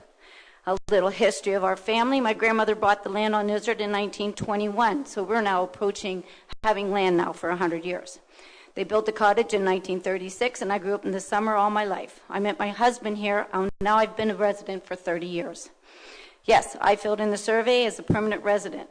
So I've seen lots of changes. Some have been good, some not so good. My mom also grew up on the beach as a child. She has very fond memories of the tuck shop, the dance halls, French fries. My memories include swimming lessons in that freezing lake, tennis lessons, mini putt-putt. So I understand that activities are good at the beach. However, I don't think we need to have them in big concrete buildings. So, speaking of volleyball and perhaps pickleball, those would also be very good. Again, those are things that do not need to have big concrete buildings. Carnivals at the beach were fun. Cotton candy, candy apples. Prizes from bingo are vivid memories. In fact, we still use a set of glassware that we got at the carnival. My nieces and nephews really miss the carnivals, and they miss the train. In fact, they didn't come back for the first time this year. And yet they promised my sister that they would come back every year. We don't need to have big concrete buildings. We just need to have some activities. We need to clean up the beach. And I am going to speak for many of the summer residents who can't be here to speak. Tourism is important. We've all been tourists. We go tourism when we go to other places. We have things to do. In this town, we have the parks, we have flags, we have trails. We are already a destination. And I will say again that I am in favor of some of the changes to enhance the beach for our future generations. Growth is coming, and I don't think any of our beach residents don't accept that. But this village could be uptown. It should be uptown. I don't want to see concrete. If a restaurant is available, then yes, it should be affordable, geared for seniors and children. It does not have to have alcohol. Year-round? Are you kidding me? Have you ever been to the beach in the wintertime? Because I have. It's going to mean plowing, which means taxes. It's terribly windy in our nice little cove, and it's simply not nice down there in the winter. And it will also affect our businesses that are uptown. Towel space is also dwindling in the past few years. Thank you to Mother Nature, who finally got rid of your planted grass. The grass doesn't belong there. So, if you're going to remove the volleyball, add more tower space. Just don't put the grass there again. Retail, perhaps some beach toys, a beach floats, ice cream. My mother remembers a tuck shop and renting bathing suits there. Theater, it's already in Southampton. I'm wondering why an ice surface would be there when we have McGregor, a great place to go ice skating, and it's even available at night. Are you kidding me? Mr. Carter, respectfully, but didn't you want a community center? All of this stuff that Mr. Donini is proposing could be in a beautiful multi-service community center right here uptown. We do not need to use our beach for it. Mr. Fawcett, your passion for sports is commendable, and using that passion for a multi-purpose facility uptown would be wonderful. So, I'm not going to go on because I've lost it, but Christmas or Christmas trees uptown? So, here we go. I know that you said the survey was accessible, We're coming up on 4 minutes there, Ms. Bowman, if you could just unless finish. you had a website or a computer or heard somebody over talk about it in Tim Hortons, you would know nothing about it. So I will go on to it and say, Mr. Donini, this may be your plan, but it's not mine. 50 years, I will be dead, you will be dead, and we're going to leave this to our children. Thank you. Thank you very much. Okay, that moves on to speaker number 36. 36, please. May have lost 36 too, did we? Do we have 36? Can I be either 34 or 36? I didn't put my name in, but I'd like to say a few things. Sure, you can speak. What's your name? Pete Crane. So I'll give you a bit of history with me. I started coming up here in 1955 and got on my uncle's boat in Port Elgin Harbor in 59, and that was it. I was hooked to boating, so as soon as I could afford a boat, and nothing bad to say about the banker that denied me on my first try, but yeah, I had to say that. Anyway, yeah, I've been boating in this harbor since the late 70s. I was thinking back to, what else do I have to say? I worked for the town back in the late 60s, lifeguard on the beach. It wasn't a proud time because, I can't remember, I think it was Liz Wentworth was on the committee that decided we all needed to wear Speedos. And somebody's got a picture that's in the vintage, and I'm going to, if I find out whoever put that in, they're in a lot of trouble. Anyway, I was on the beach that day when the Cedar Crescent Casino burned, and I was third man on one of the hoses. And I tell you, it was a sad day. Had a lot of fun in the casino, and some of the bands that came to town were amazing. I won't get into any more of that, but anyway, I know what Patty was saying about concrete. Make it wood, but you know, on the beach, and just make sure you got proper fire suppression so it doesn't burn. And I'm all for it. That's all I'm going to say. Thank you. So we didn't get 36. Is somebody out there holding 37? Or 38? Or 39? Are any of those folks left? Number 38. Yes, sir.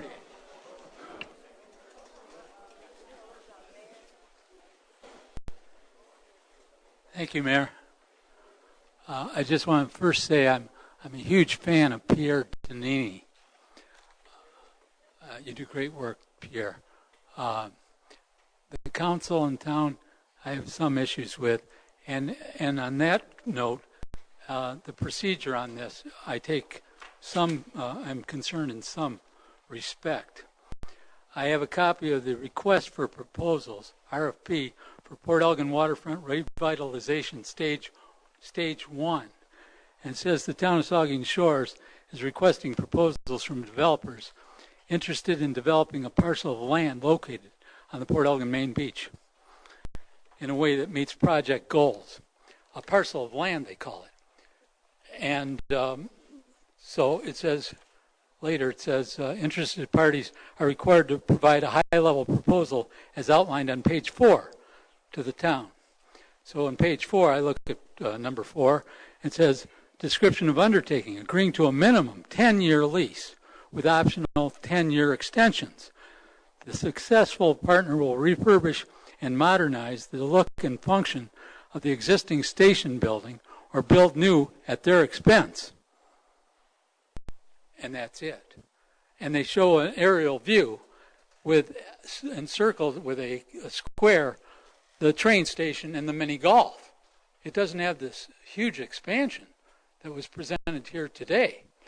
So the people that bid on this didn't know. They were limited to the train station and the mini golf, not this other huge expansion with other buildings on it. And then I look at the bids and tenders, and the bids and tenders had about 20 or so plan takers where they were looking to bid. And under bids submitted, it says, the following are the bid results. No submitted. None. Pierre Danini's not on here. And this was, I got this today, September 3, from the website. Yet on May 13, our information report from David Smith, our CAO, says one submission by Pierre Danini and Dan Murawski met all of the requirements outlined in the RFP. Well, they're not noted to the citizens who looked at who submitted any proposals.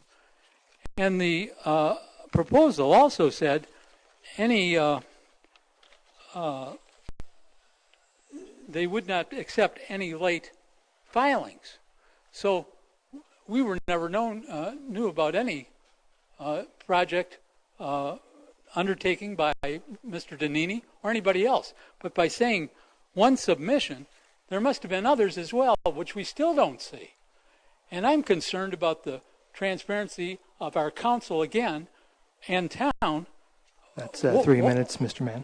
Well, I'm very concerned about that. Mr. Danini, I think you did a great job, but I'm concerned that we don't feel included, we aren't given the information we need, and I think it's about time council did their homework. Thank you. Thank you. So I think we've reached the end of the numbers. There was one more. We have 40. Oh, we're past that. All right, I'm sorry. How many? Your 40 is last? Okay, I'm sorry. So number 39. Hi, my name's Angela Albright, and I have a business downtown in Port Elgin.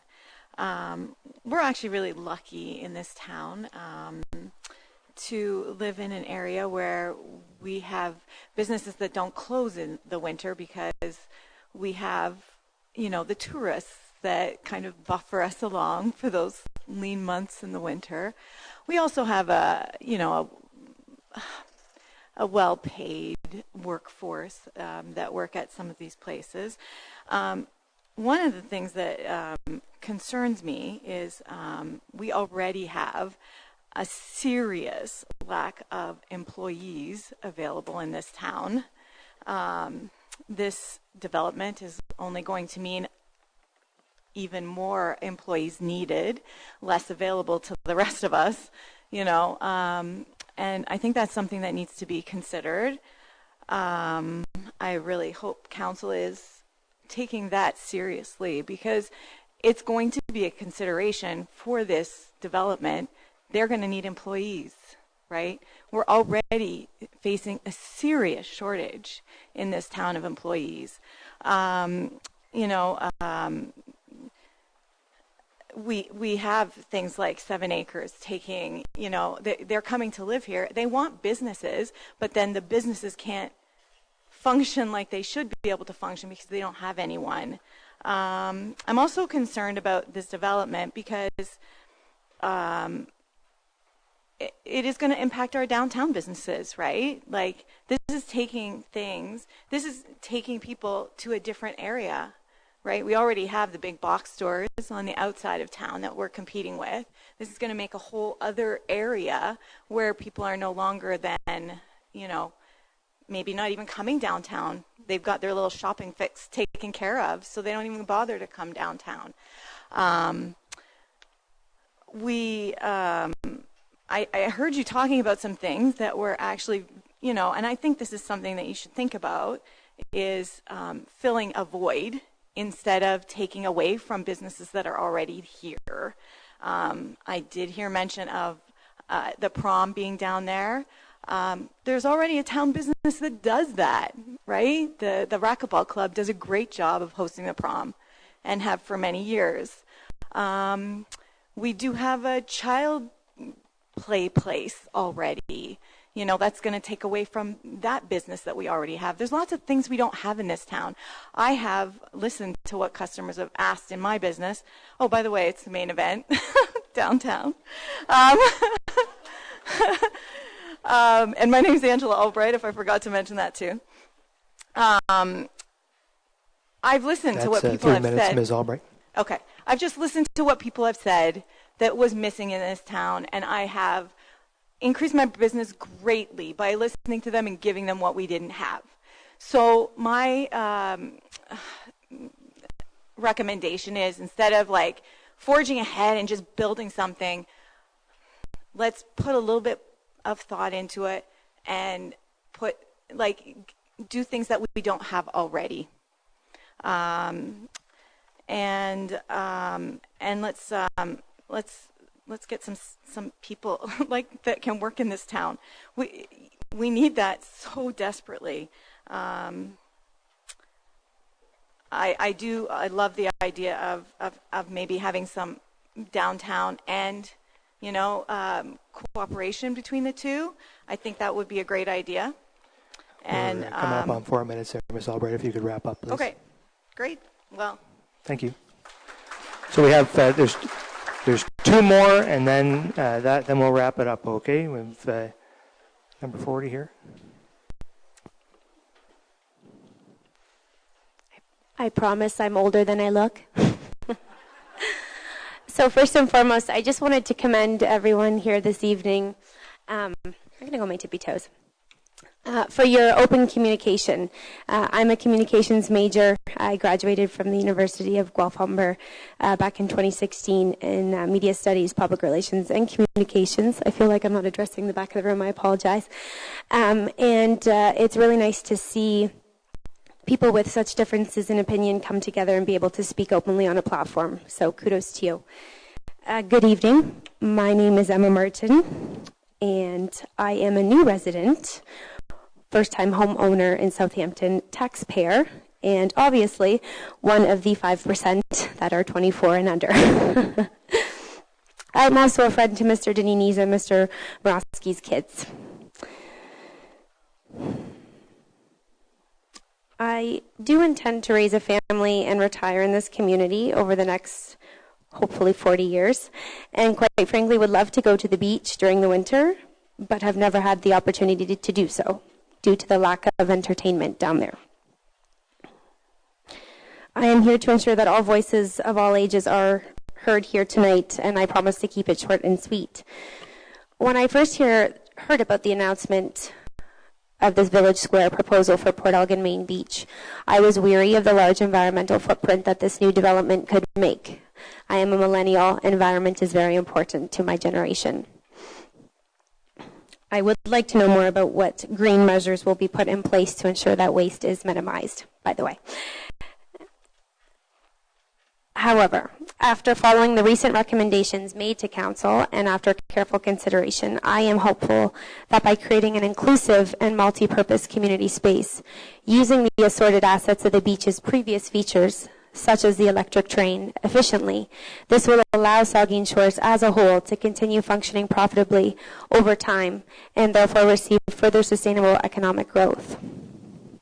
As a member of the charitable and nonprofit community and avid event volunteer in our community and surrounding communities of Grey Bruce, Huron, and Perth, I believe this resource would greatly benefit the sector by allowing for additional space to host events for causes that this community is passionate about supporting and relieving many current business owners from burnout, Pierre being one of those. His business currently hosts a lot of the events that charities that I work for and volunteer for put on, so thank you for that. Additionally, as an individual who is still fairly new to the workforce and trying to navigate the system in terms of career planning and professional development goals, I believe it would be extremely beneficial to those looking to make a change in their current role or acquiring a new position, say freshly out of school, through the additional 90-plus jobs that have been proposed and will become available at Cedar Crescent Village in the foreseeable future. So in closing, I do not believe that this project is holding us in the past. I'm not from the 1950s, as you can tell, but instead empowering us to be open to the incredible possibilities of the future of Saugeen Shores. Thank you. Thank you. So our last one, number 41.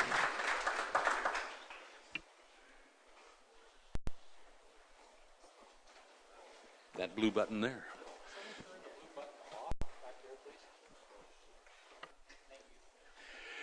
Thank you very much, Mr. Chairman. My name's Ken Kelly. Apparently, pedigree has taken on a very, very large part in tonight's proceedings, and so I need to inform you that my great-grandmother was born in the spring of 1856 on a log raft on the Saugeen River in the spring flood. And that is, in fact, the truth, okay? Obviously, she lived to be 97, and I'm not planning on leaving soon. This has been a great night, and I have really enjoyed what I've heard here tonight, because like everybody else in this world, I mistrust government. I tried to be part of it at one time, didn't work out, but I still don't trust them. But we have a community here whose leadership going back 10, 15 years started a process. It had talked to people. It had asked people what they wanted and what they needed and where it should be.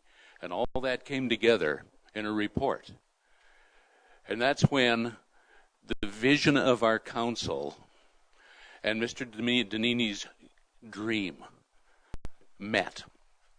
And he took that report and he crafted a proposal that not only fills those needs, but goes beyond. Now, we all have our opinions, and those are all important. And tonight, there's a lot of feedback that I know is going to go on between council and Mr. Donini as they continue to come to the point where they say either yes or no. And so, to Mr. Donini, heck of a good dream. It's not as good as the one I had for that same property, but, you know, you're going in the right direction. But we got two choices here, folks. We can go ahead or we can go back. And not too many of you recognize or realize back in the day when this beach that we're talking about, in fact, had a tannery and a foundry. And look how far we've come at this point. And we have a council. And I don't know them all, but I'll tell you something. You put them there because you trusted them. And they have a responsibility, and their responsibility is not to do what you tell them. Their responsibility is to make wise decisions on behalf of this town. And they've got the background, they've got the staff, they've got the surveys, they've got the information, they've got their input. I think what we need to do is give each other a big hug and go home and know that everything's in good hand. Thank you.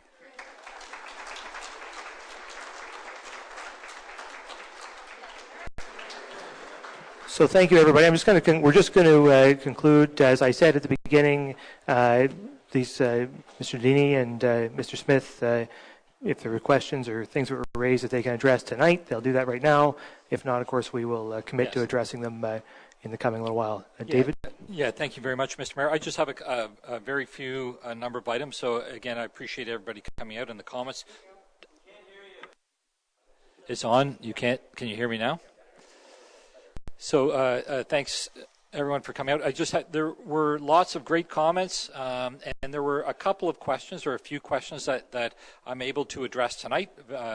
It'll only take a couple of minutes, and then I think Mr. Donini would just like to say something briefly as well. The first thing I did want to say, to assure residents is that this proposal will follow all of our regular planning process and as required, and all of our bylaw processes as required. We recently built a police station, and although it's municipally owned and on municipal property, we did follow all of the processes. An example is the word police is going to be up on the wall. It didn't conform with our sign bylaw, but we felt it was important, so we went through the public process of committee of adjustment for the variance. So in this particular project, We do follow the due process of getting those requirements as required. If there's variances that are required, we follow the public notice and that type of thing. The property is zoned appropriately. That was a question that came up. We do follow all of the processes. There were some environmental questions. Saugeen Valley Conservation Authority are our experts on it. I mentioned earlier that we have completed an archaeological study. So although it's on municipal property, we do follow all of the required processes that we would put on any other developer. The other thing I wanted to mention, because it is a little bit unclear and a couple of people spoke about this, the development, the RFP outlined a parcel of property which included the train station, the mini putt, and the parking lot area to the east of the train station, that the market spaces in the mornings. So it took that entire block and said, we want this space developed. So that's a question. In the RFP, though, if you read through it and shared, and I will share now, it also does say that if you are building new, moving the development closer to the water is an option. So I want people to understand that that was always an option. It was always included in the RFP. And as well, it did also say, as was quoted by someone, a 10-year lease with extra opportunity to extend that. In the RFP, it also said that if you're building new, an extended lease would be considered. So the things that we're advancing tonight are not incongruent with the RFP process, and we do follow the regular process for all of those things, even though it is a municipally owned property. It's a process that we follow and do that. There were some questions about accessibility. Any development on municipal property will be accessible. I think we've heard that. It'll be bike friendly. The accessibility committee will be consulted when the details get a little bit more. They are our eyes and ears on that. So that footprint that I just mentioned, the goal of the development is to fit on that same footprint. There's open space behind it, so that the scale of it is similar to that rectangle. There may be some height variances, there may be other variances, but that's kind of the scale that we're working towards. I think that answered, there weren't a lot of questions, lots of commentary. The clerk and I took lots of notes, as I did others. And I guess the last thing I'll mention is there has never been any discussion on a gaming license. That's not something that we would support. Early on, we heard about, would there be rentals and residences and things like that. No, that's nothing that we would ever speak to. And then finally, so we do have lawyers that help us. So, lots of advice on checks and balances. And on this file, we actually have two lawyers working with us. One is a commercial contract lawyer that specializes in real estate and those types of agreements. And the other is a municipal lawyer that we use regularly to protect us and has a municipal perspective. So, my role is to provide these folks with good advice, and we hire the professional support that we don't have in-house, and that's our plan. So I just wanted to say thank you for coming out and being patient through my presentation. I think Mr. Donini just wants to say a few brief words and we'll be done.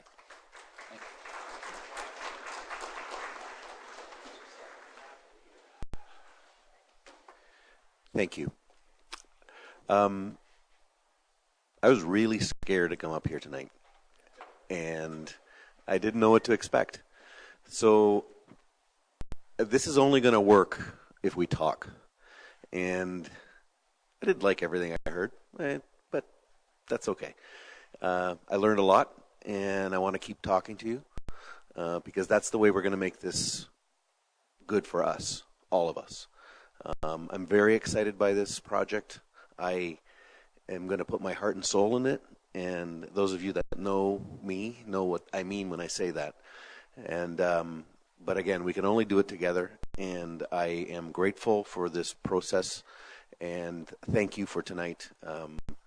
It was very worthwhile. Thank you.